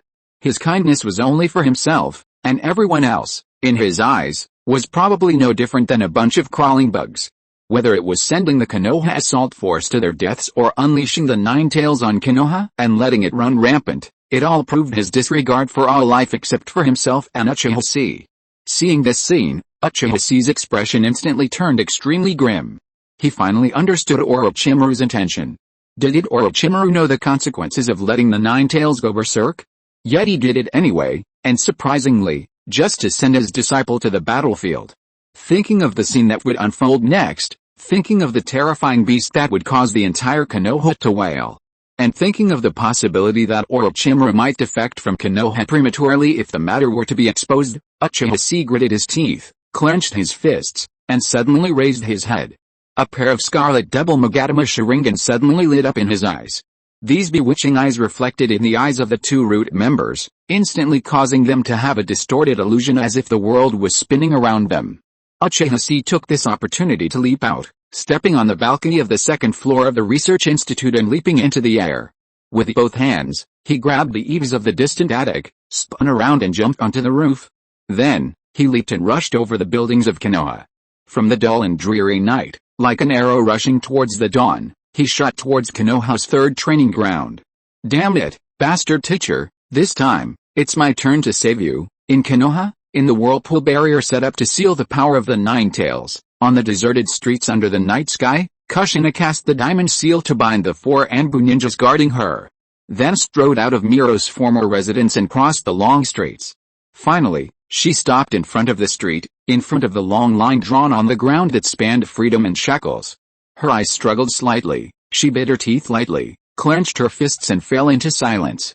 At this moment, the seductive voice of the nine-tailed fox suddenly rang out in her heart. What are you still hesitating about, Kushina? Your Uzumaki clan regards that vortex-like sealing power as pride. While you use that power, you are also used by them. In today's vortex trend of the times, you yourself are drowned in it and cannot break free. Yes, that's good. The one who can liberate you from the hands of those who shackled you, deprived you of your freedom, and turned you into a tool. Only me. Don't forget that hatred, and don't trust anyone. Kushina suddenly raised her head, and her pupils in her pair of black eyes stretched out, becoming scarlet, sharp, and cold. Shut up, Kyuubi. I just don't want to lose Minato. Angrily shutting down Kyuubi's alluring words, Kushina's gaze was resolute as she strode out of the barrier and ran towards the third training ground in the night. During the day, before Uchiha Chi launched his hollow dog cannon, Namake's Minato had been unable to spend much time with her due to missions and training. He had left with his teammates and a few damned vixens who clearly had ill intentions towards Minato, and had gone somewhere to fool around. This had violated their agreement, and she had been furious with Minato. But afterward, the sensitive girl's heart was immediately filled with regret. And then, because of that bastard brat, the number of envy guarding her doubled. Under Konoha's strict supervision, the only friend, or boyfriend, she could see, was Minato. With Konoha's control over her becoming increasingly strict, if she didn't immediately resolve the misunderstanding, she might lose someone she cherished forever because of such a ridiculous reason. For Kushina, this was absolutely unbearable. She wanted to find Minato and apologize to him in person. She wanted to keep Minato. The dark clouds parted slightly, revealing a bright moonlight. At Konoha's third training ground, I'm sorry, Kushina, actually, I want to complete this jutsu even at the cost of violating our agreement because, this jutsu is created to protect you. We're in the midst of the Third Shinobi World War. You might even be sent to the battlefield one day. That's why I developed this jutsu specifically to fight against tailed beasts and enemy Jinchuriki. It can also be used in conjunction with Kushina's own chakra. I want to teach this jutsu to you, because I don't want to lose you. Facing the empty air, Namake's Minato, blushing, rehearsed the words he would use to apologize to Kushina tomorrow. In his right hand, he clutched a jet black, compressed Rasengan. It was, surprisingly, the Rasengan Rinryu. After getting the complete idea from Uchiha Chi, it took Minato less than half a day. Relying on the principle of the Uzumaki clan's Bagua sealing technique learned from Kushina, he quickly found a way to compress the core and outer chakra of the Rasengan at the same time. Then he has been practicing in the third training ground of Konoha until now, and it is considered to be completed. So nervous, Minato scratched his head hard, holding the Rasengan, and squatted on the ground. He felt that he might not be able to sleep tonight. When he thought about saying these words to Kushina, Minato felt a little ashamed, and also a little afraid that Kushina would not forgive him. What do you want Kushina to do to forgive me? Should I buy her some accessories that girls should like? Or, at this moment, from behind Minato, a clear, silvery voice suddenly sounded, Minato. I am the one who should apologize? The voices. Minato suddenly opened his eyes wide, stunned. Kushina. And when Minato turned his head in surprise, what he saw was a pair of cold, tyrannical, and hateful fox pupils suddenly lit up on the equally surprised face of his beloved.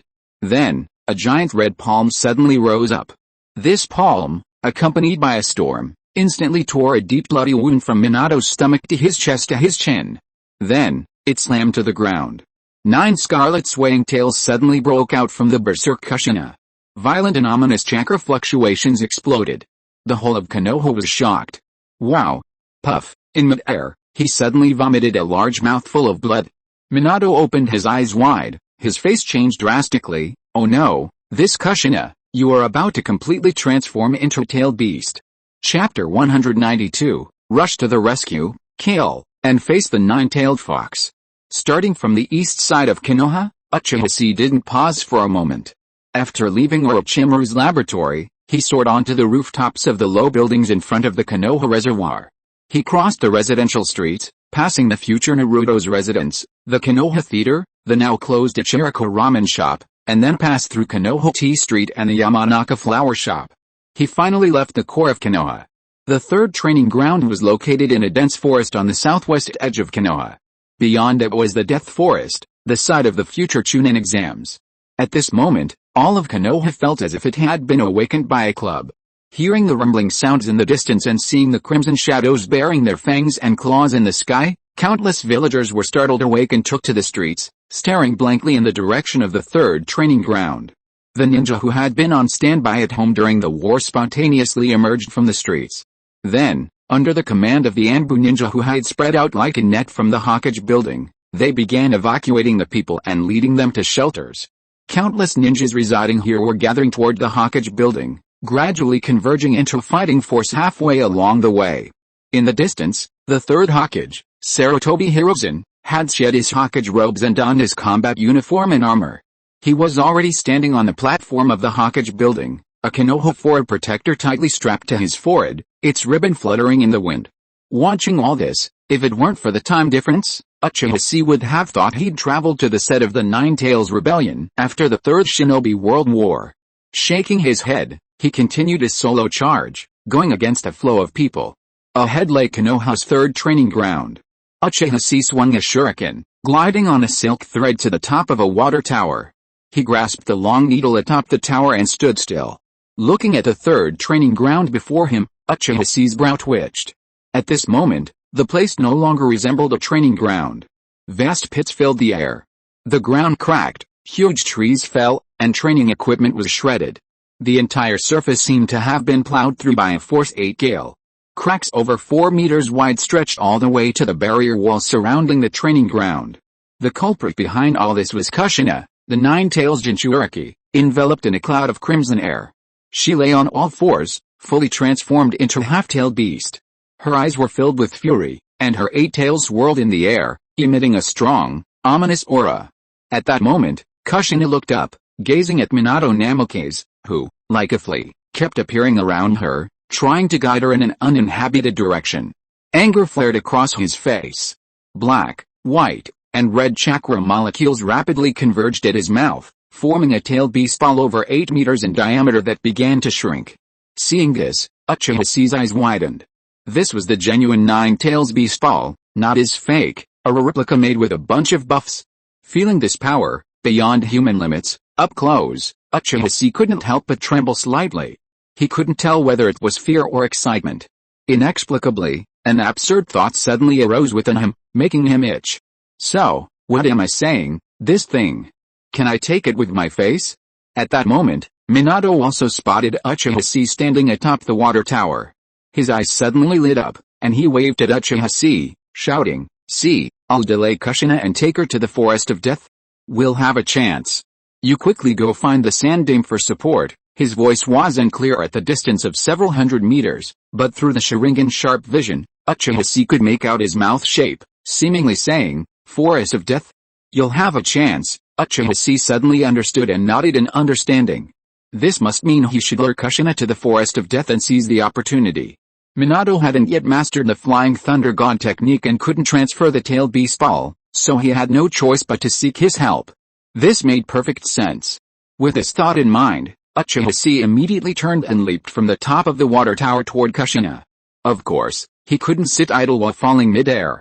Uchiha Chi immediately began stacking buffs. First, he cast the Curse Seal, then the Snake-Eyed Sharingan.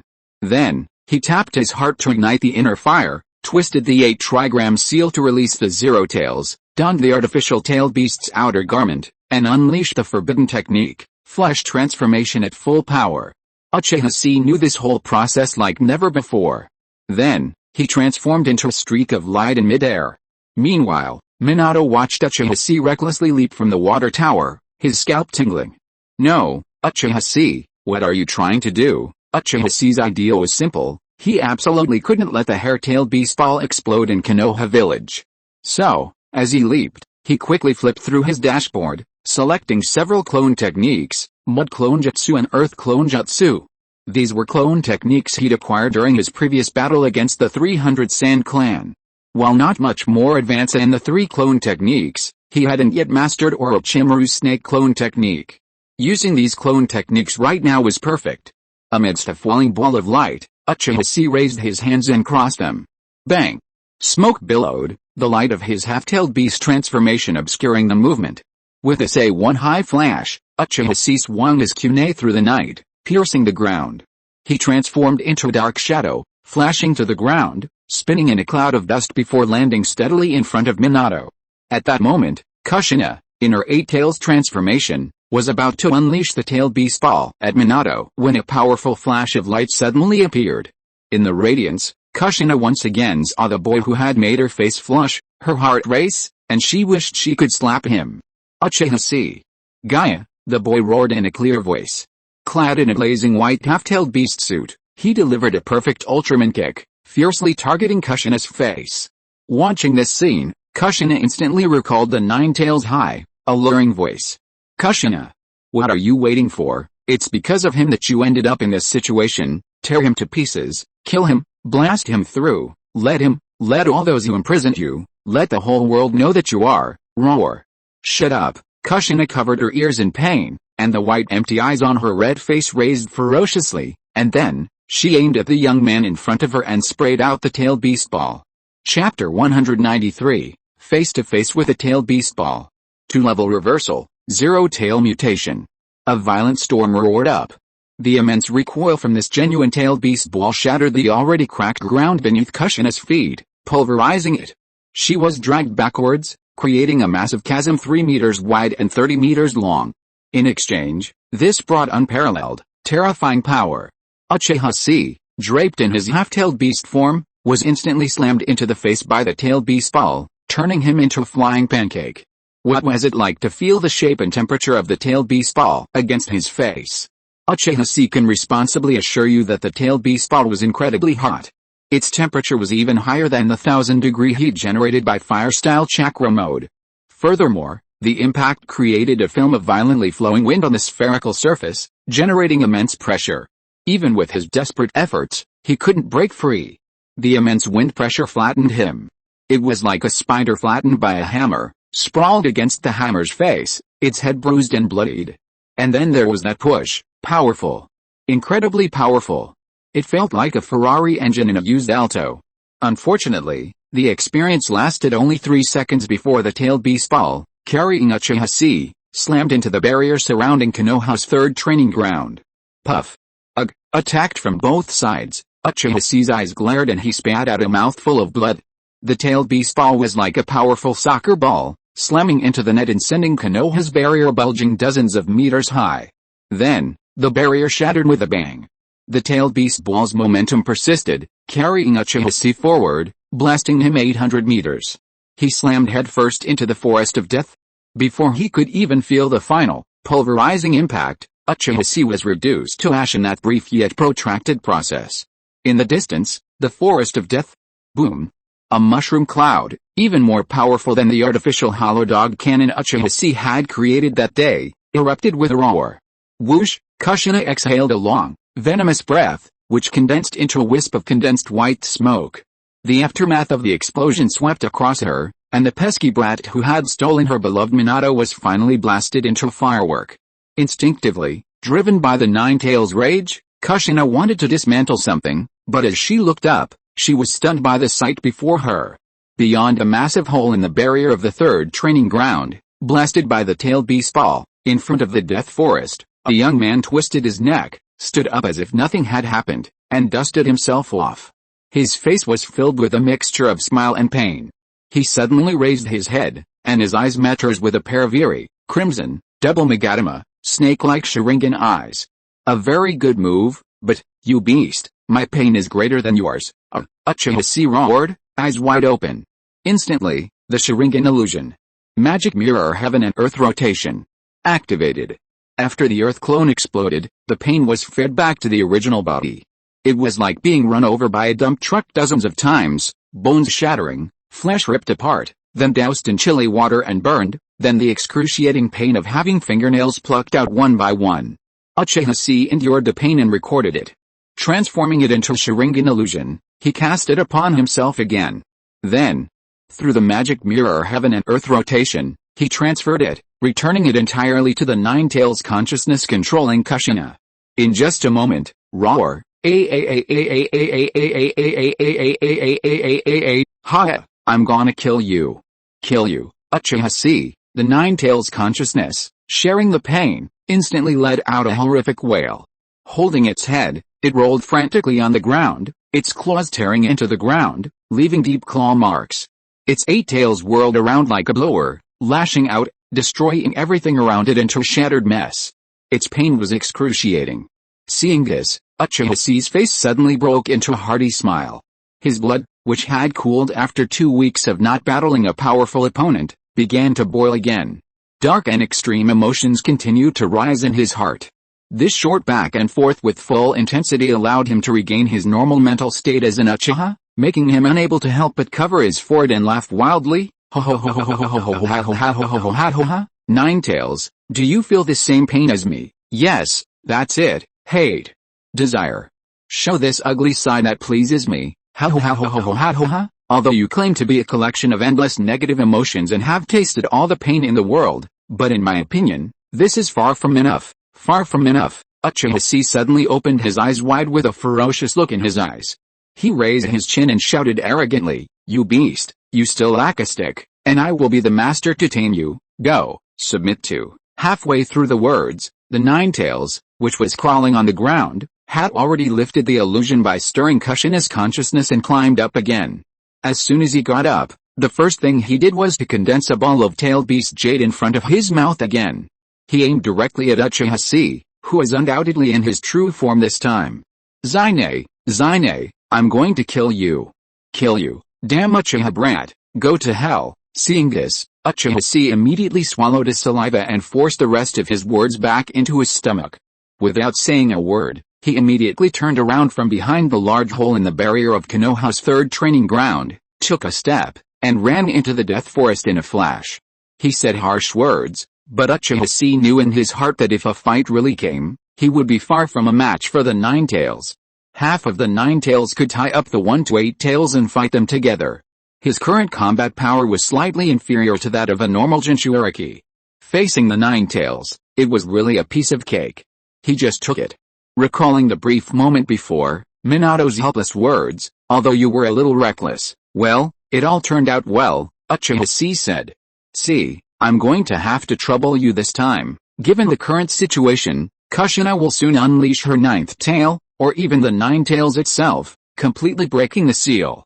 By then, there'll be no way to save her, so, for both the village and Kushina, we both must be here to save her. I need you to help me create an opportunity, a chance to reach Kushina." With that thought, Uchiha Chi returned to reality. He rushed relentlessly into the forest of death. While he claimed to be trying to help Minato, he had no idea how or what to do. He could only play like a battle royal. To do so, he first activated Curse Seal 1 to its full potential, strengthening his legs and increasing his speed to the limit. The Death Forest paths were complex, and Uchiha Chi had never been there before, so he couldn't use the terrain to contain the rampaging Kushina. Therefore, he chose the clearest and most direct route, the 800-meter path blasted by the Nine-Tails Beast Ball. A straight line is the shortest distance between 2 points. After all, the most important thing right now is to get the Nine-Tails out of the village. And as Uchiha Chi set foot on this path, something within him, a chaotic mess of things, suddenly reacted strangely to something lingering in this environment. The Zero Tails, sealed within his abdomen, suddenly shuddered and straightened up, slamming its forehead against the ceiling gate, sending a message to Uchiha Chi. Choo-choo. Uchiha Chi continued to walk, his voice, incomprehensible to normal humans, translating it like a homophone. Upon hearing what Zero Tails said, Uchiha Chi's pupils narrowed. "What did you say?" "You can absorb the evil thoughts from the Nine-Tails chakra emanating from this air." Chapter 194, Perception of Evil Thoughts, the terrifying perception ability under compound superposition. The Zero Tail is a pure agglomeration of negative emotions, a creature of evil chakra born from the accumulation of these negative emotions. The Nine-Tailed beasts, 1 through 9 tail, are ultimately the product of the ancient sixth-path sage, who severed the 10 tail from its body. They are creatures of even purer chakra. Unlike the Zero Tail, the Nine-Tails chakra, imbued with evil, is actually the result of hatred engendered by millennia of war, hatred, and betrayal, which in turn triggers a transformation in its chakra. This transformation can cause a Jinchuriki to lose their sanity. However, if a Jinchuriki reconciles with a tailed beast and suppresses its evil thoughts, with a Nine Tails' help, they gain the ability to sense evil, a skill only cultivated over millennia. However, this ability, cultivated by the tailed beasts over millennia, was inherent in the Zero Tail from its inception. While the Zero Tails couldn't fire tailed beast balls or imbue a Jinchuriki with a full red robe or yellow robe, even its chakra capacity was quite modest. Uchiha Chi once wondered if a fully formed Zero Tails wouldn't possess even as much chakra as Hoshigaki Kisame, known as the tailless tailed beast. However, the Zero Tails possessed a unique ability that other tailed beasts couldn't match, a pure agglomeration of negative emotions. No tailed beast understood evil more than the Zero Tails. Because the Zero Tails within Uchiha Chi was too young, this ability was limited to a 5-meter radius around him. This range was far too short, and it was completely useless. Uchiha Chi's opponents were mostly cage-level masters. During his duel with Ibizo, this ability was discovered after just a few rounds, allowing him to be targeted and fight at a distance. Once the distance widened, the battle would evolve from Uchiha Chi's masterful physical techniques and calculated tactics into a relentless, unpredictable exchange of blows. His masterful shuriken jutsu was gradually fading. It wasn't that his technique was inferior, but rather that Uchiha Chi's perception couldn't keep up. And now, receiving a resounding, yet eager, nod from the Zero Tails within him, Uchiha Chi narrowed his eyes slightly and absorbed the Nine Tails chakra. Besides allowing the Zero Tails to fuse with a vast amount of dark chakra to fuel his battle, the Nine Tails, a monster that thrived on devouring evil thoughts and negative emotions, would also grant a brief, immense boost to its inherent abilities. No, not a massive boost, but a temporary release of its inherent abilities. Thinking of the possibilities this ability held, Uchiha Chi immediately ignored Orochimaru's warnings from the day before, disregarding the potential for the birth of his dragon-like personality, and unhesitatingly activated the Heaven's Curse seal. Black lines resembling petals instantly spread from his legs, transforming the musculoskeletal structure. This gave Uchiha Chi the speed of a black mamba. Following the path of the tailed beast fall, Uchiha Chi dove and dashed, transforming into a shadow barely discernible to the naked eye. Sonic booms erupted around him as he raced towards the epicenter of the explosion, the massive mushroom cloud rising. The tailed beast's chakra was most intense there. Meanwhile, Kushina, controlled by the Nine Tails, watched the brat before her utter a harsh word and then turn and flee. She glared furiously. She seemed to be seeing Uchiha Chi as a vision of the same villain who once rode on her head, laughing maniacally. The same hairstyle, the same wild laugh, the same tone, the same arrogance, and those evil eyes. In those Sharingan eyes, the madness, the love, and the thirst for battle, undeniable, was evident. He was enjoying it. He was enjoying this. That's for sure. The Nine Tails immediately recognized it with rage. Isn't that the fucking Uchiha Madara in his youth?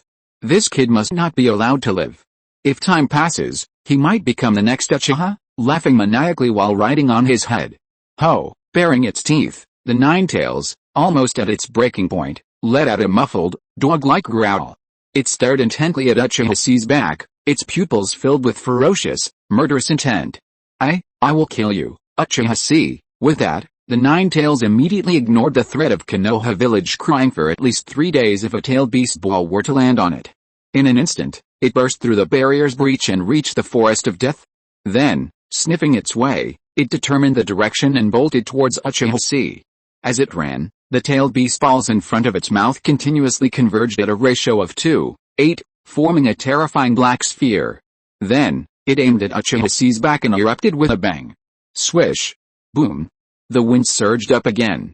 The surrounding ground exploded, plowing a deep, endless crater. And at this critical moment, Uchiha Chi's brows suddenly jumped, and he felt the world before him transformed. As he rushed forward, the Zero Tail within his body frantically absorbed the remaining Nine Tails chakra in the surrounding air. As evil thoughts gradually accumulated, the Zero Tail's body expanded at a speed visible to the naked eye. Chakra surged, like an endless stream of power pouring out of its body. And what Uchiha Chi perceived was that his 5-meter perception range, like that of Kagura's mind's eye, began to expand silently. 5 meters, 10 meters, 50 meters, 100 meters, 500 meters. When his perception range expanded to 500 meters, Uchiha immediately sensed a hatred so obvious it practically transformed into a pillar of light, locked onto him. Simultaneously expanding with his perception range was Uchiha's inherent S+ level talent, his combat intuition. Originally limited to a small space, and manifested only in close combat, Uchiha's combat intuition suddenly expanded by 500 meters. Furthermore, this range continued to expand. At that moment, countless battle ideas flooded Uchiha's mind. This compounding expansion also triggered another change in Uchiha's ability. The range of his natural energy perception unexpectedly expanded as well. At this moment, Uchiha abruptly turned, facing the tailed beast ball as it barreled towards him. Behind him, the mushroom cloud from the tailed beast ball's explosion was already behind him. Standing here, nearly endless power, like a pump running, was being continuously drawn from zero tails and rapidly produced. Uchiha opened his eyes wide, raised his hands, and looked at the terrifying amount of chakra surging through his meridians, almost overwhelming his body. This power, is this the Nine Tails? He couldn't help but throw his head back and laugh wildly. It's time. Uchiha raised his chin and looked at the Nine Tails with contempt. Nine Tails. Come and feel the power of the immortal. With that, Uchiha clasped his hands together and shouted angrily, Immortal technique, inorganic reincarnation. In an instant, the surrounding ground surged, changing the terrain according to Uchiha's will, rising high.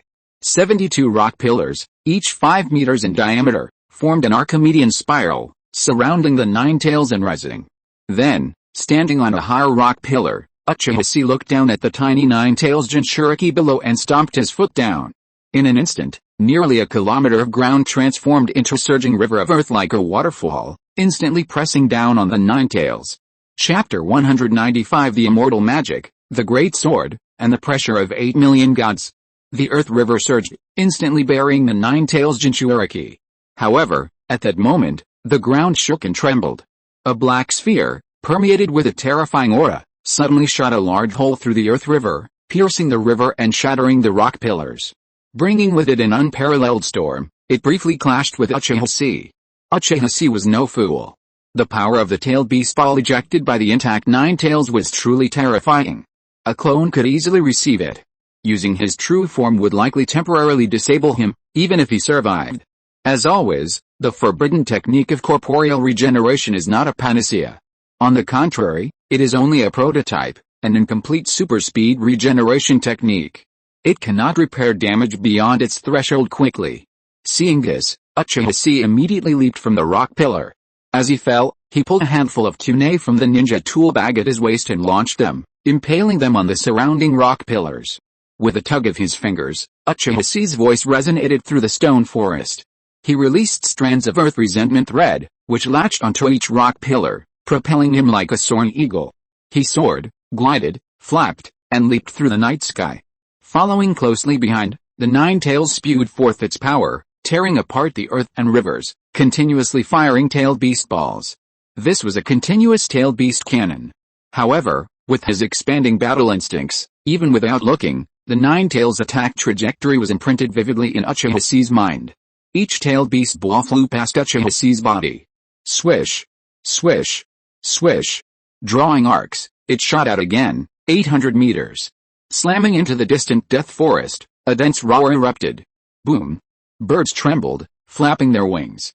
Trees shredded to dust, stirring up a storm carrying countless fallen leaves. Its might was terrifying, but if it missed, it was all for naught. At this point, the Nine Tails' fury intensified. Its crimson pupils glared intently at Uchiha. Damn that Uchiha brat, he's like a flea. The next moment, the Nine Tails, furious to the core, finally broke through Kushina's blockade. Its ninth tail suddenly appeared. With it, a terrifying chakra surged into the sky, transforming into a crimson pillar of light. And within this pillar of light, a massive, skinless fox head suddenly emerged.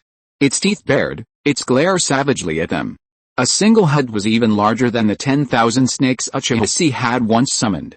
The Nine Tails had finally, inevitably, reached its full-tailed beast stage. This stage of the Nine Tails had appeared before during Naruto's battle with Pain. In its 8-tailed form, the Nine Tails, in its full form, was already able to break free from Nagato's Chibaku Tensei.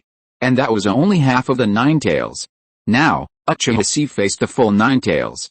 In an instant, a crimson beam of light erupted in a ring-like wave of air, shaking the earth and shattering several of Uchiha Chi's massive rock pillars. Gazing at this behemoth, Uchiha Chi paused his movements, his brow furrowed. Things seemed to have gone beyond his expectations. The sheer force of the 9 tails, full-tailed beast form, nearly shattered the cage he had created with Senjutsu, inorganic reincarnation. His first attempt to temporarily suppress the 9 tails seemed to have hit a dead end. What next? Just as Uchiha Chi was contemplating a countermeasure, the next moment, something unexpected happened. Dozens of golden chains suddenly extended from the ground. They tightly bound the 9 tails, which was about to emerge from the pillar of light as its true form. Sealing technique, diamond seal. Facing the 9 tails, which was about to break free, Kushina, the Jinchuriki, finally regained consciousness at this last moment. Facing a situation that seemed hopeless, she made one last desperate effort. Seeing this, Uchiha Chi's eyes suddenly lit up. Using the diamond seal, he immediately leaped headfirst from the top of a rock pillar, leaping towards the 9 tails. The strong wind lifted the roots of her hair, causing her long black hair to dance wildly. Mid-air, plummeting, Uchiha Chi looked up at the 9 tails, so close. He clasped his hands together, eyes wide with fury, and shouted, "9 tails, you are too powerful. I must seal you." Hearing these familiar words, the 9 tails froze. Its body, once furiously struggling, shuddered and froze. It would never forget the last person who had spoken these words. While shouting, "You are too powerful," it summoned a terrifying wooden figure so terrifying it gave the fox nightmares. The 300-meter-tall figure had slapped it flat on its back, instantly slapping it to its knees. Then, it had grasped the fox's entire body, nearly crushing it to death. Thinking of this horrifying memory, and the thought of hearing such words again from this weak, chicken-like Uchiha brat, the 9 tails was furious, almost laughing. Then, a wave of unbearable humiliation washed over it. It immediately turned and glared at him, scolding, "You insolent brat, who do you think you are to say such things? Wait until I break free of my shackles, and I'll kill you." However, before the 9-tailed fox could finish his roar, Uchiha Chi's mouth suddenly curled up high, his eyes wide open, and his gaze instantly met the 9-tailed fox's. The whites of his eyes instantly filled with bloodshot, and a string of blood flowed from the corners of his eyes, floating in the air. Senjutsu, Sharingan, Beijiki no Kao, a huge red dragon roared out, tightly coiling around the 9-tailed fox in the illusion world. The dragon's mouth opened wide, swallowed the dragon ball, and then sprayed a mouth cannon at the 9-tailed fox's face. In an instant, sound waves, vibrations, and white light that pierced the senses surged. "Ho ho ho ho ho ho ho ho ho ho ho ho ho ho, you're a beast, 9 tails. Your IQ is the same as a 5-year-old, Uchiha Chi laughed disdainfully, pulling on the silk thread on his palm, stopping his fall in mid-air. After a few tumbles, he landed steadily on top of the 9 tails. Without even having time to experience what his ancestor, Uchiha Madara, felt when he rode the 9 tails, he immediately formed a way seal with both hands. Then, he stretched his palms, raised his hands, and spread his fingers. He slammed down wildly. Infused with Senjutsu chakra and elevated to the ultimate level, the useless ninjutsu, at this moment, blossomed with unparalleled brilliance. Senjutsu, Earth Grudge, Spiral Net, the midpoints of the 72 rising rock pillars cracked, and bundles of thick Earth Grudge threads came towards the 9 tails to bind them. First, square the radius, then divide it by pi, then plot the points on the curve. Fuck, what am I talking about? Never mind, let it be. Uchiha Chi wiped the blood from his eyes, bared his teeth, leaned back, and yanked. Countless thick threads of earthly resentment instantly tightened, forming a spiral formation, like Spider-Man restraining Doctor Strange with an Archimedean spiral. Countless earthly resentment threads intersected, instantly binding the 9 tails beneath his feet, stretching it sprawling and spreading. Having barely withstood a blast of white eyes, the 9 tails regained consciousness and found itself bound by seemingly effortless pillars, unable to move. The power of mathematics was even more terrifying than Kushina's sealing technique. "Kid, what have you done?" the 9 tails roared in fury. Its chakra had been sealed by Kushina, and now, its body had been tainted by this evil Uchiha brat. This was utter humiliation. "Don't get complacent. Wait until I refine my chakra again, and I'll slap you to death," Seeing this, Uchiha Chi immediately let out a cold sneer. He no longer suppressed the raging chakra within his body. With a backhanded palm strike, he struck the heart. Nine Tails, guess what's even more powerful than his sealing technique? The Nine Tails couldn't help but be stunned. At this moment, Uchiha Chi slowly drew the Kusanagi sword from his waist and let out a sinister grin. It's the power of my thinking, I thought. This will work, so, take it. Uchiha Chi twisted the hilt of the sword fiercely. The next moment, a brilliant sun suddenly rose from the Nine Tails' head. Then, a brilliant light radiated in all directions, instantly illuminating the entire death forest with a blazing white sword like daylight. Gradually taking shape in Uchiha Chi's hands, he forcibly poured all his chakra, Nine Tails chakra, Senjutsu chakra, dark chakra, curse chakra, natural energy, even the power of his Sharingan, into the sword. The force, nearly bursting at the seams, made Uchiha Chi's eyes widen and roar in fury. Haha. Chapter 196 Breaking the Limit. The sword suppresses the nine-tailed fox. The phrase 8 million gods is a term used in Sakurajima's unique Shinto tradition. Shintoism holds that gods inhabit all things, that all things are gods, and that gods exist wherever they are. 8 million gods signifies infinity. At this moment, Uchiha Chi poured all his strength into the Kusanagi sword. Multiple levels of energy clashed, collided, and annihilated within it. However, due to the Kusanagi sword's ability to contain all forces, it firmly bound all the forces injected into it.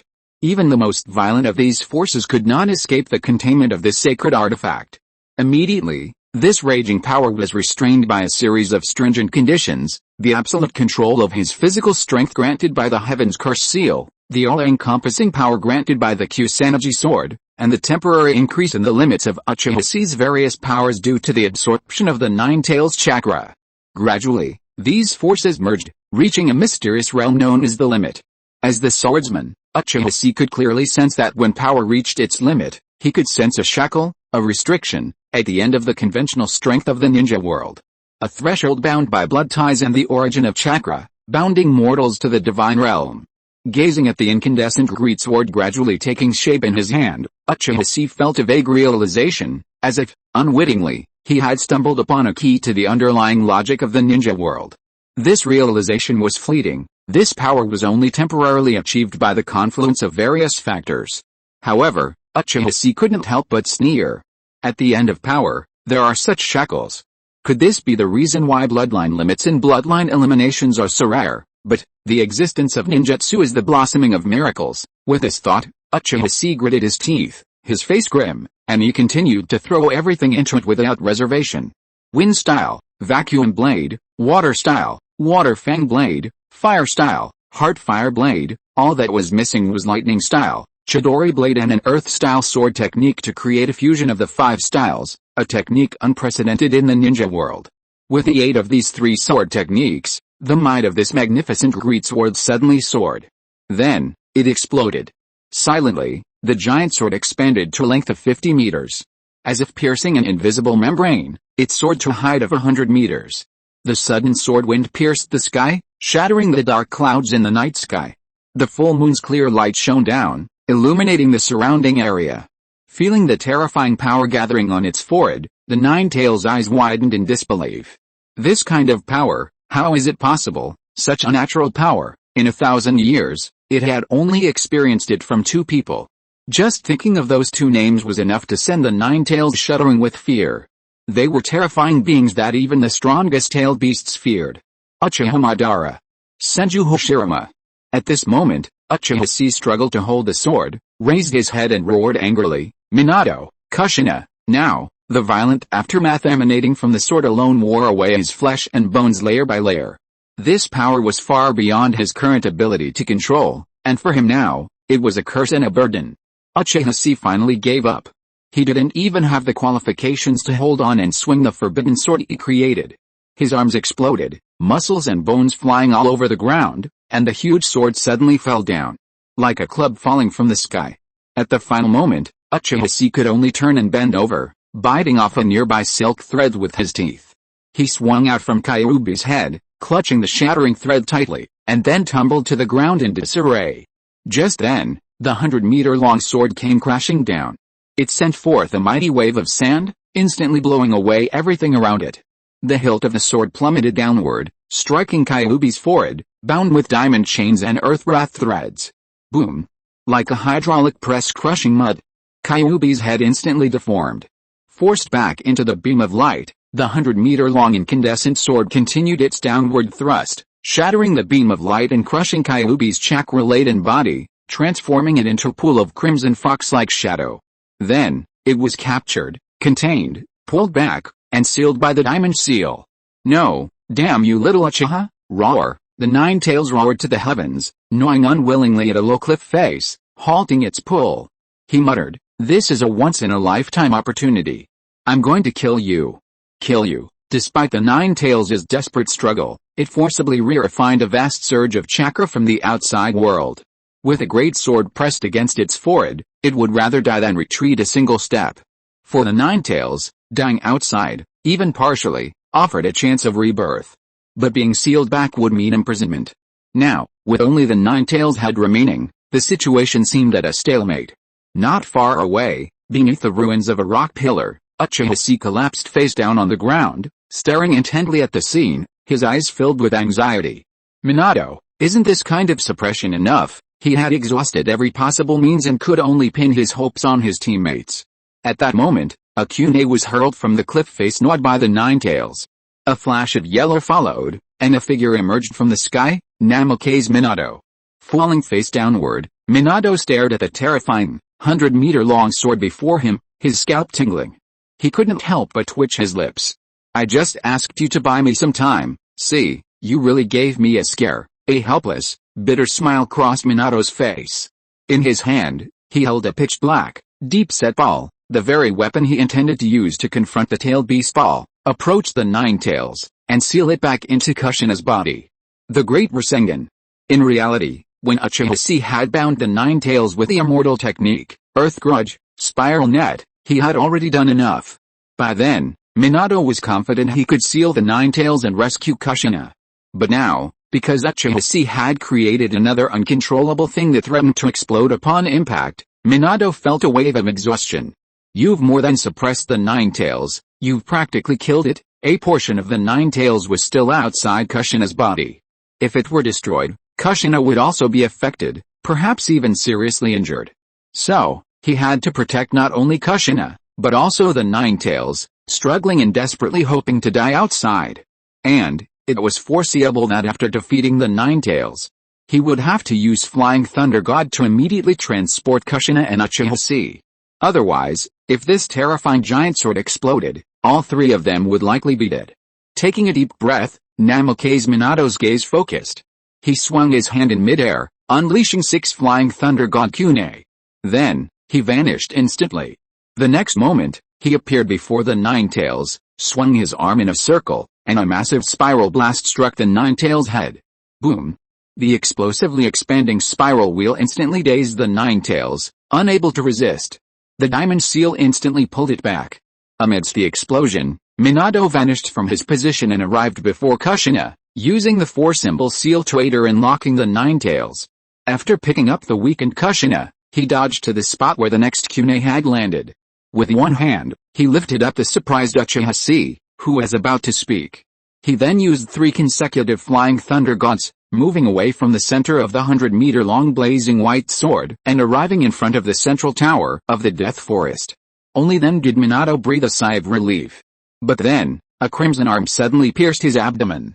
He looked up in shock, and saw Kushina, 7 tails swaying behind her, once again in her half-tailed beast form, shedding tears as she gazed at him helplessly.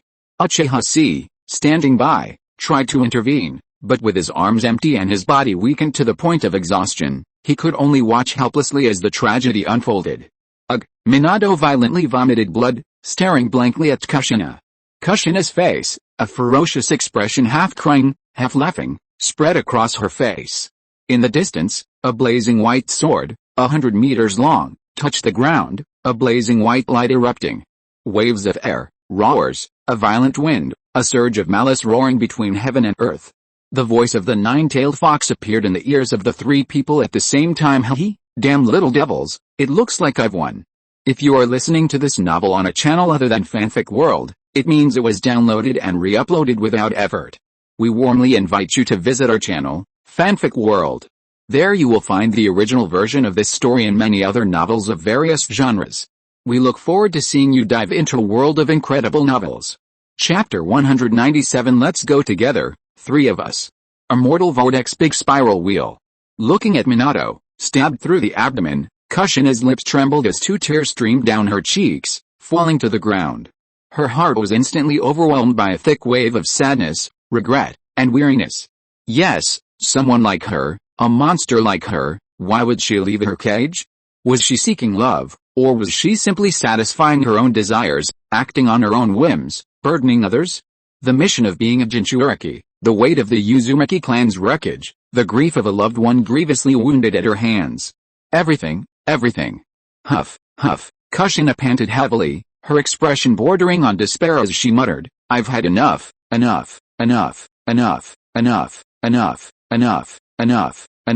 She covered her head with one hand, her eyes wide open, pupils throbbing, her face filled with pain.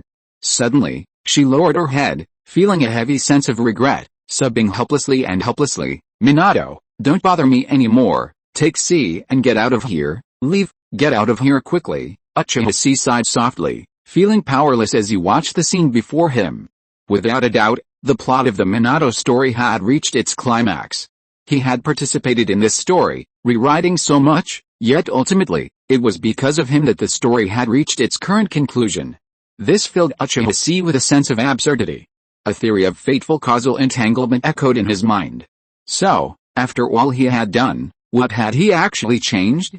At this moment, the voice of the Nine-Tails sounded again. A brat who is obviously not from the Uzumaki clan, but can strengthen the four-symbol seal with his own ideas, and there is another, he is full of fraud, deceiving others and himself, and doesn't even understand why he lives. He is lost and lost himself, but he is as powerful as a ghost wandering in the world as an Uchiha brat. The Nine-Tails' tone sank, and he said coldly, that's it, let go of your sealing hand, and you, stop the treasonous behavior of stealing my chakra immediately. Kushina, whose half face was covered by the Nine-Tails chakra, turned her head, and swept a cold glance at Minato Namikaze, who, even though his abdomen was pierced, insisted on raising his hand and pressing it on Kushina's abdomen at this critical moment of life and death, and cast the four-symbol seal. Then it looked to the side, the silent Uchiha evil brat who secretly stole its chakra in front of the fox. Tisk, we've been discovered, Uchiha let out a displeased tisk. But stopping was out of the question. The Zero Tails was already ecstatic, and even its master couldn't stop it now.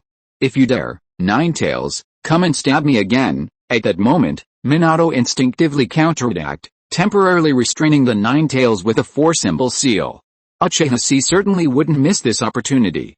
The Nine-Tails glared at the two men, coldly threatening, this guy is my Jinchuriki, it has nothing to do with you, why would such powerful men like you be so obsessed with this little girl? Now, get out. There's still time to save your lives. Hearing this, Uchiha and Namikaze Minato shook their heads simultaneously. Uchiha wondered if he left now, what would become of the crown prince? Without Minato, where would he find another savior? Besides, Minato was a good man, someone who had done him a favor. It was impossible for Uchiha to abandon Minato. Minato Namikaze painfully spat out a mouthful of blood, raised his head with difficulty, and gasped, no, he exhaled, looking resolutely at Kushina. I like strong people, I like people stronger than me, that's why I like Kushina very much. Kushina was stunned, looking up in astonishment, staring blankly at Minato. This confession in the face of life and death made her heart tremble. And I can feel that Kushina's heart has always been filled with my presence. As soon as he finished speaking, Minato's eyes fixed, one hand clasped Kushina's abdomen, twisting the four-symbol seal, transforming it into the 8-trigram seal he had experimented with on Uchiha. Then, he raised his other hand and placed it on Uchiha's shoulder. In an instant, through the connection of chakra, the three of them saw a sudden change. Under Minato's control, they had entered Kushina's spiritual world, the 8-trigram seal cage that imprisoned the Nine-Tails. The three of them stepped ankle-deep in the swirling hall. They stood shoulder to shoulder before the towering iron gates, gazing beyond them at the nine-tailed fox, suppressed, furious, and ferocious, like the very essence of all evil. Kushina looked at the two figures, one tall and one short, standing beside her, each steadfast in their resolve. Her eyes couldn't help but tremble slightly, recalling the words of her predecessor, the nine-tailed Jinchuriki, Mito-sama Uzumaki, as they stood on the terrace of the Uzumaki residence, gazing up at the rock statue of the first Hokage, Hashirama.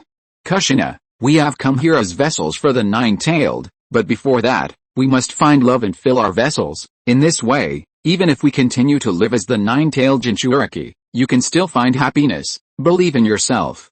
As long as you keep climbing, you will eventually encounter people and things, and find those worthy of your protection. Ultimately, turn the vortex into a spiral. With this thought, Kushina suddenly opened her eyes. There was no longer a trace of hesitation in her eyes. She looked at the two people beside her and smiled brightly. Thank you, Minato, and see. With that, Kushina stepped forward and shouted loudly. Countless golden chains suddenly emerged from her abdomen. Countless diamond chains instantly wrapped around the nine tails. It let out a roar that made the palace tremble. Kushina, what are you doing? Even I would resist. Kushina gritted her teeth and shouted angrily. Nine tails, I won't let you hurt him again. Seeing this, Minato couldn't help but smile slightly. Then, he turned his head to look at Uchiha Chi beside him, his eyes fixed, and said earnestly, see, let's go together, the three of us together. Raising his hand, a deep blue ball appeared in Minato's hand. Following Minato's gaze, Uchiha Chi raised an eyebrow when he saw the ball in his hand, and couldn't help but smile. He immediately raised one hand and placed it on the ball, drawing on the chakra stolen from the nine tails in his body and transforming it into the Senjutsu chakra, and poured it into it. At this time, the nine tails forcibly broke free from the diamond chain around its neck and stomped on the ground. Damn little brats! Roar! It opened its bloody mouth and glared at the three people. The chakra in front of its mouth gathered frantically, and finally condensed into a huge-tailed beast ball. Go to hell! Uchiha Chi suddenly interrupted, roaring even louder than the nine tails. Nine tails, let me show you our passionate combination. As soon as he finished speaking, Uchiha Chi and Namikaze Minato spoke in unison. Senjutsu, Light Wheel Cat's Claw Reverse Inspiration Whirlwind Uchiha Shuang Shikagen. At that moment, Kushina suddenly put her hand forward, speechless. How tacky, and that name is too long. She raised her hand and poured a portion of her golden chakra into the ball. Anyway, this technique, let's call it the Rasengan. As for this combination technique, let's call it the three. Their chakras linked, instantly understood each other's intentions. Together, they raised a Rasengan of intertwined gold, blue, and black and leaped high. With the Rasengan so small it could fit in a palm, they resolutely struck the nine-tailed beast ball, over 10 meters in diameter.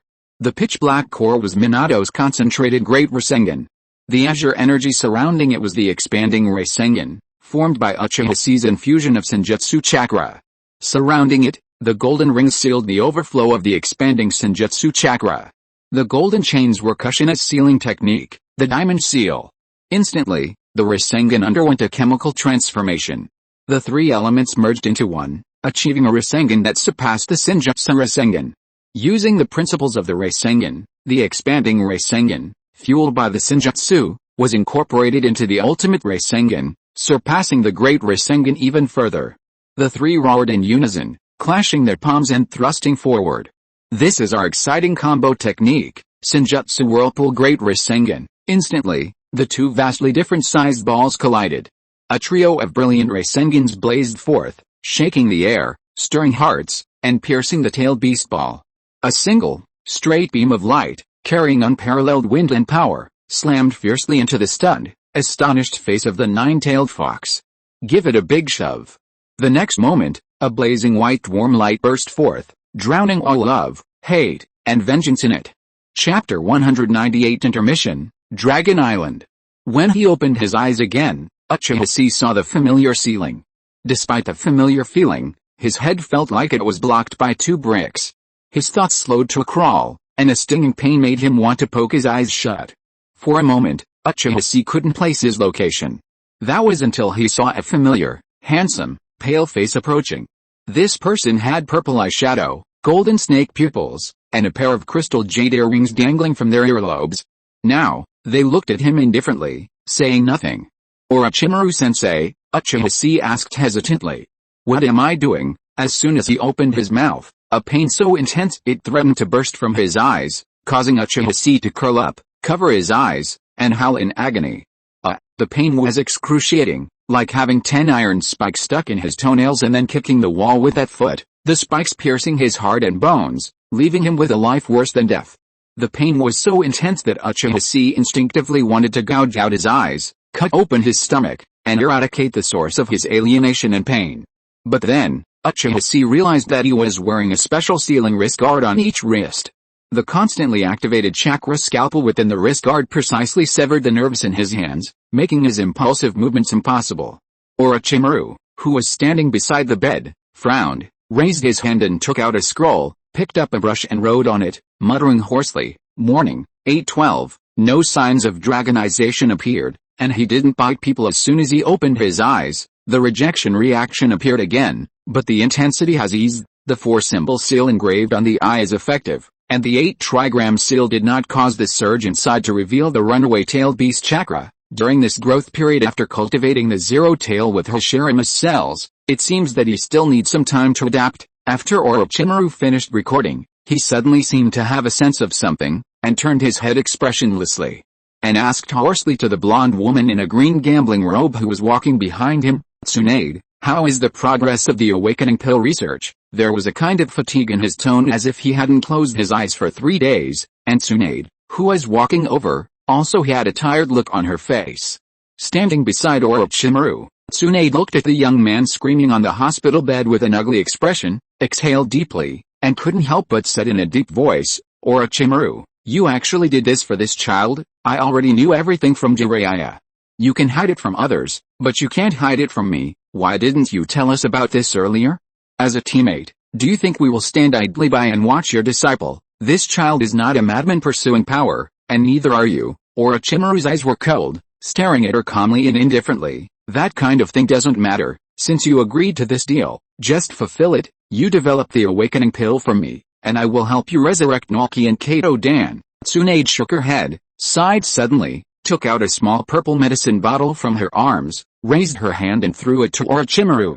When she, Jiraiya, and Orochimaru followed the Sandaime to the Forest of Death, they encountered Uchiha Chi, his arms severed, Minato Namikaze.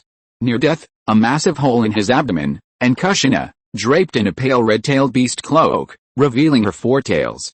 At the last moment, the 3 defeated the 9 tails in the spirit world, seizing a portion of its chakra that Kushina could freely utilize, unlocking a new tailed beast Jinchuriki mode.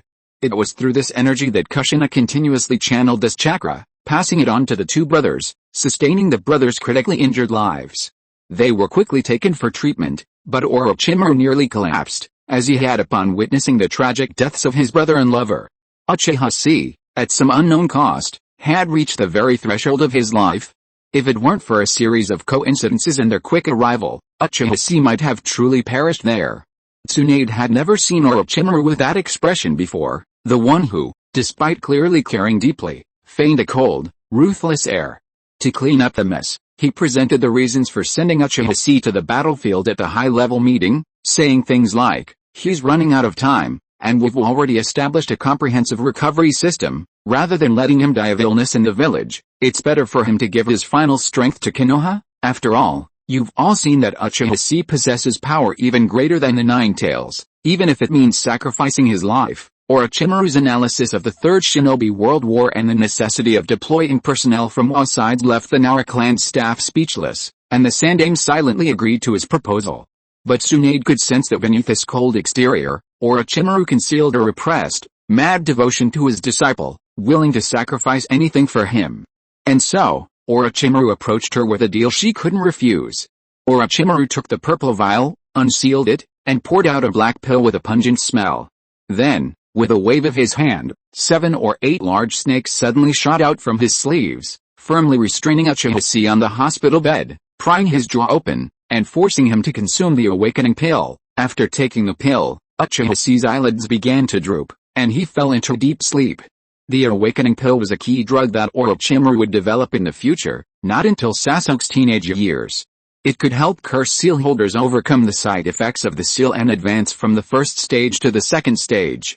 At that time, Orochimaru had not yet developed this drug, which required extremely advanced medical skills and pharmacology to develop, so he had to seek help from Tsunade. This also brought the drug's appearance in the ninja world over a decade earlier. Orochimaru, I must warn you that with the Senjutsu power housed within this brat, even the awakening pill cannot completely suppress its side effects, Tsunade said silently, observing the slumbering Uchiha Chi. Orochimaru didn't even turn, simply raising his hand to press on the heavenly seal, carefully examining his disciple's condition. Of course, he knew this. The pure sage mode of the Raichido cavern wasn't easy to master, even with this weakened version. The closer one gets to the dragon, the more dangerous it becomes.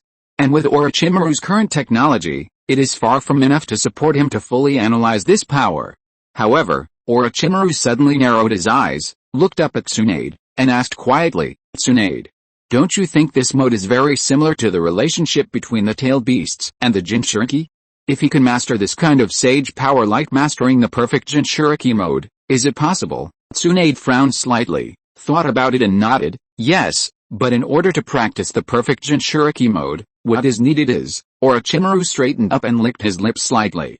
He stood in the hospital of Konoha village, looking out the window, looking to the north, looking at the country of cloud and thunder behind the Hell Valley. A hint of greed flashed in the golden snake pupils. Orochimaru quickly revealed a cold smile, what we need is the dragon island of Kumagakure. On that island, there is a strange place called True Falls, which can see the truth in one's heart. Tsunade looked up in surprise and looked at Orochimaru. What do you want to do? Orochimaru smiled faintly, and the map of the ninja world in his mind unfolded, his eyes fixed on Hell Valley. Kumagakure can cross the hot spring country from Hell Valley and reach the core of Konoha directly.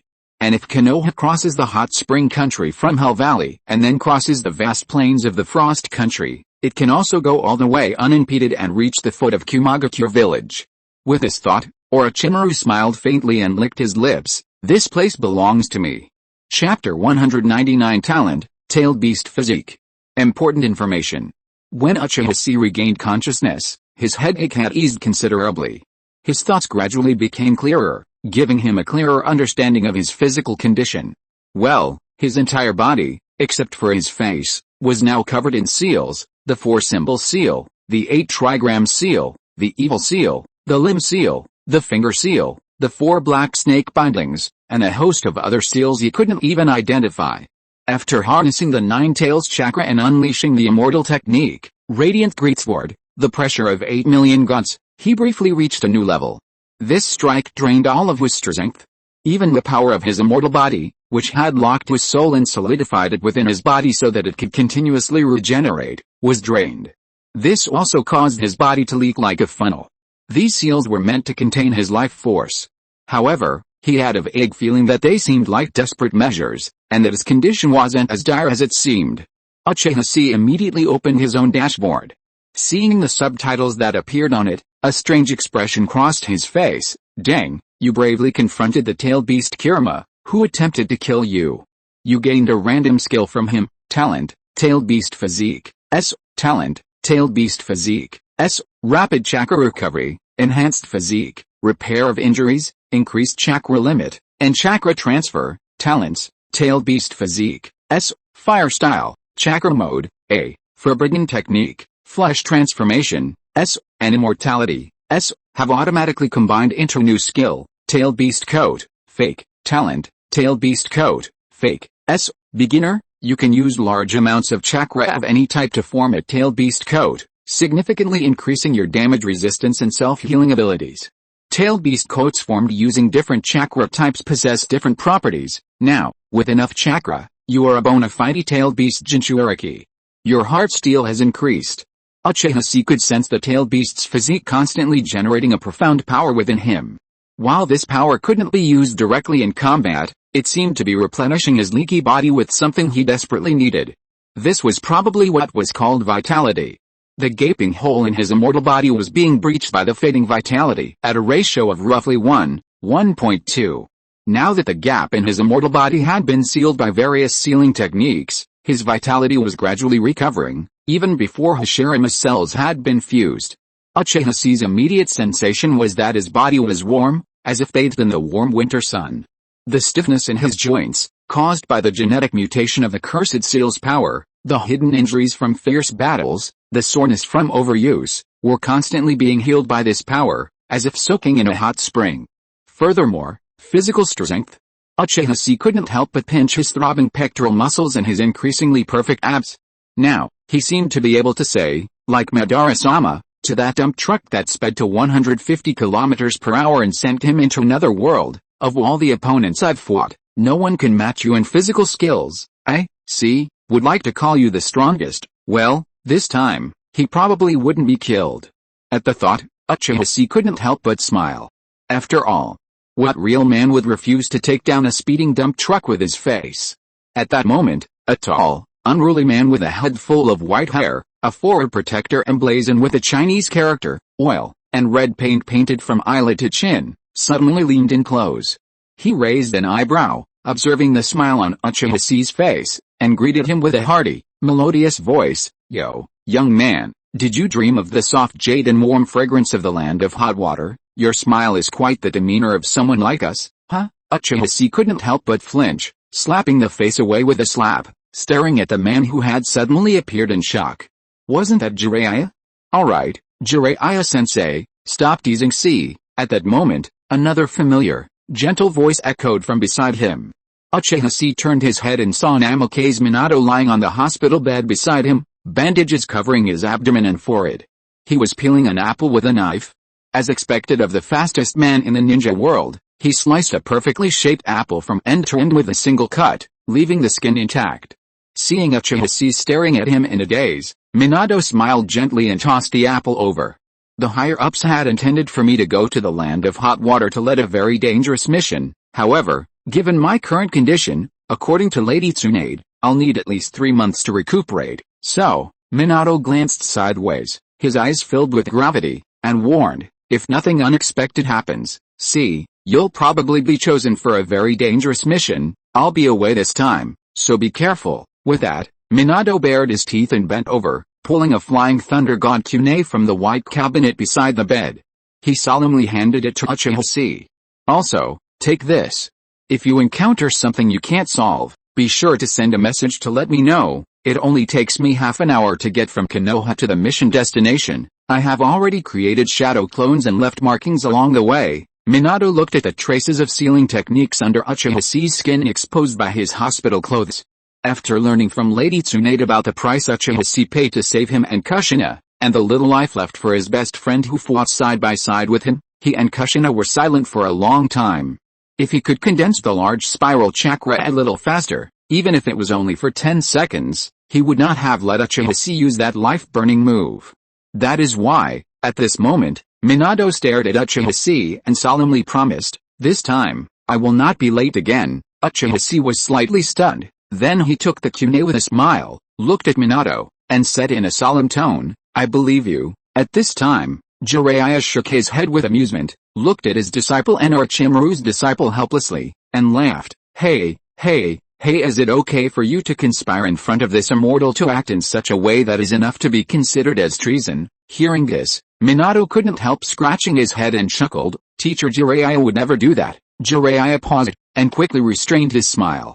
He looked at Uchiha Chi who had just woken up, and said in a deep voice, Uchiha Chi, although it may make people feel uncomfortable to tell you that you are going to carry out a mission just after waking up, however, this mission, based on the information I have, I need to remind you your enemies are not just from Kumagakure. You have to be careful of the 2 women. The first one is Chiao from the Sand Village, the second one is the new genius ninja from the Kurigakure village, Madarumi.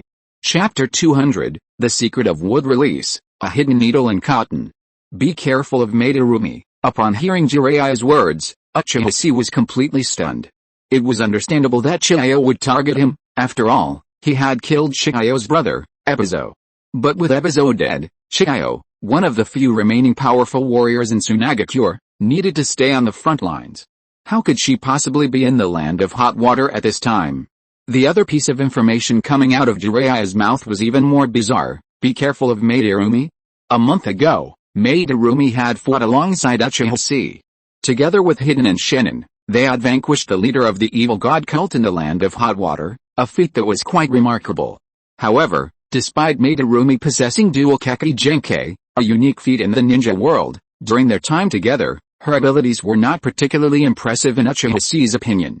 This was not only due to her young age, but also because her 2 Kekkei Genkei, melting release and boiling release, were not effective enough in regular combat to justify the title of genius. Given his current strength, facing her, the one he should be wary of is Madarumi.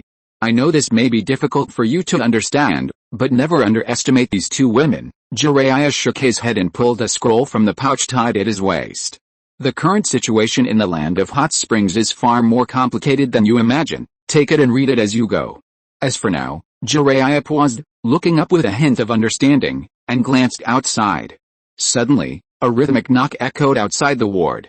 It seemed the knock wasn't intended to consult the ward's residents, but simply to inform those inside of his arrival. The door swung open, and a man, cloaked in a black robe and wearing a pair of sultry sunglasses, with a purple tattoo on the right side of his face, appeared before the ward. It was none other than the Uchiha's recently departed superior, Aburame Ryoma. At that moment, Aburame Ryoma glanced at Uchiha Chi lying on the hospital bed, raised an eyebrow slightly, and said calmly, "It seems you're recovering well, then follow me. See, the Sandaime-sama, he wants to see you." Meanwhile, elsewhere, in the vast laboratory Orochimaru had invested heavily in, an old man, half-dressed in a black robe, his head and right eye bandaged, his hands resting on a cane, his eyes half-closed. He stood behind Orochimaru, watching indifferently as he dissected a Tsunagakure spy captured by the root. This person had been the experimental material he had provided. After a long time, seeing that Orochimaru was still obsessed with the experiment and didn't bother to pay attention to him, Shimura Danzo frowned and asked in a cold voice, "Orochimaru, how long are you going to continue this useless work? The facts of 7 years ago have long proved that this plan of integrating wood release into the human body is simply not feasible. Stop this experiment immediately and study a plan to control the Sharingan for me. Then go to the battlefield, seize military merits, and become the 4th generation Hokage. By then, you can do whatever you want. You have to understand who is the one who has always supported you." Hearing this, Orochimaru slowly took off his bloody gloves, without even turning his head, and responded hoarsely, "Tisk tisk, why, Lord Danzo is so eager to proceed to the next step. Have you already implanted wood release? Is it the power of Uchiha that makes you nervous? But it seems that the Sharingan in your right eye can hardly suppress this power. So, you came to me." How he Danzo's expression remained unchanged, though a hint of deep fear and confusion etched itself in his eyes. How could Orochimaru possibly know this? He had only just made the impromptu decision to fuse wood release after meeting Uchiha Chi. That day, when he summoned Uchiha Chi, he had considered forcibly seizing the tailed beast from within him. But after catching a glimpse of the brat, Danzo immediately abandoned the idea. Through his Sharingan, constantly active behind the bandage on his right eye, he could see that the brat's eyes held an unusually potent power. A cold energy that defied ordinary chakra and the power of the Sharingan. This power, combined with the extreme abilities of the tailed beast's Jinchuriki, instantly gave Danzo the intuition, "I'm no match for him." A trace of cold sweat trickled down his forehead. Danzo didn't know what it was, so he didn't act rashly for a while. However, when he saw the eagerness to fight in the eyes of the little brat, as if he couldn't wait to have a fight with him at the root, he immediately changed his expression and chose another way, giving away the 4-symbol sealing technique for free. Playing the role of a kind-hearted grandfather in front of an evil Uchiha brat almost made Danzo vomit up his overnight meal. Afterwards, he immediately summoned the experts at the root to upgrade himself.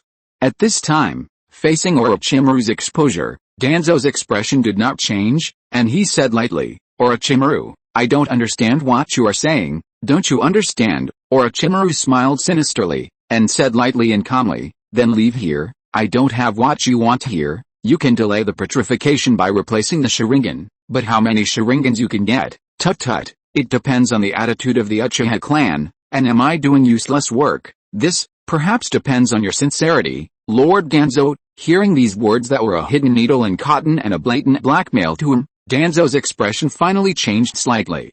Until this time, when Orochimaru pointed out this method of treating the symptoms but not the root cause, he was certain that Orochimaru must have known something. His face suddenly darkened, staring at Orochimaru, and scolded coldly, "Orochimaru, what on earth did you do? How do you know all this?" Orochimaru turned around, threw the gloves into the trash can, and with a hoarse chuckle, he looked at the old man known as the Animal Ninja and said lightly, "Danzo-sama, maybe you have made a mistake, but it doesn't matter, let me tell you, now, you are begging me." Hearing this, Danzo almost broke with anger, and the expression on his face suddenly became very ugly. You at this time, Orochimaru's eyes suddenly became cold, and a pair of golden snake eyes looked down at Danzo, and said indifferently, "Give me the child named A, otherwise, you will die." Danzo was silent for a long time, but at this time Orochimaru mastered the core technology, and it was this critical life-saving technology, which was something that his group of good-for-nothing experts at the root could not solve for a while. And now that the relationship between the Uchiha clan and the village has become harmonious, it is not easy for him to replace the Sharingan. In the end, Danzo had to grit his teeth in anger, and snorted unwillingly, "HMPH, you'd better give me a perfect answer, otherwise, Orochimaru, you know what the consequences will be." After that, bang! Danzo slammed the door with a bang, and left angrily. And on Orochimaru's face, a strange and unpredictable smile appeared at this time. He raised his hand to make a seal, summoned a psychic little white snake, made it swallow a scroll that had been written long ago, and swam quietly towards the direction of the Hokage building. End of this chapter. Thank you so much for reading until the end. Don't forget to give it a like. Looking for more exclusive content and immediate access? Subscribe to our Patreon. Remember, every like, subscription or donation encourages us to continue. Thank you all. See you in the next video.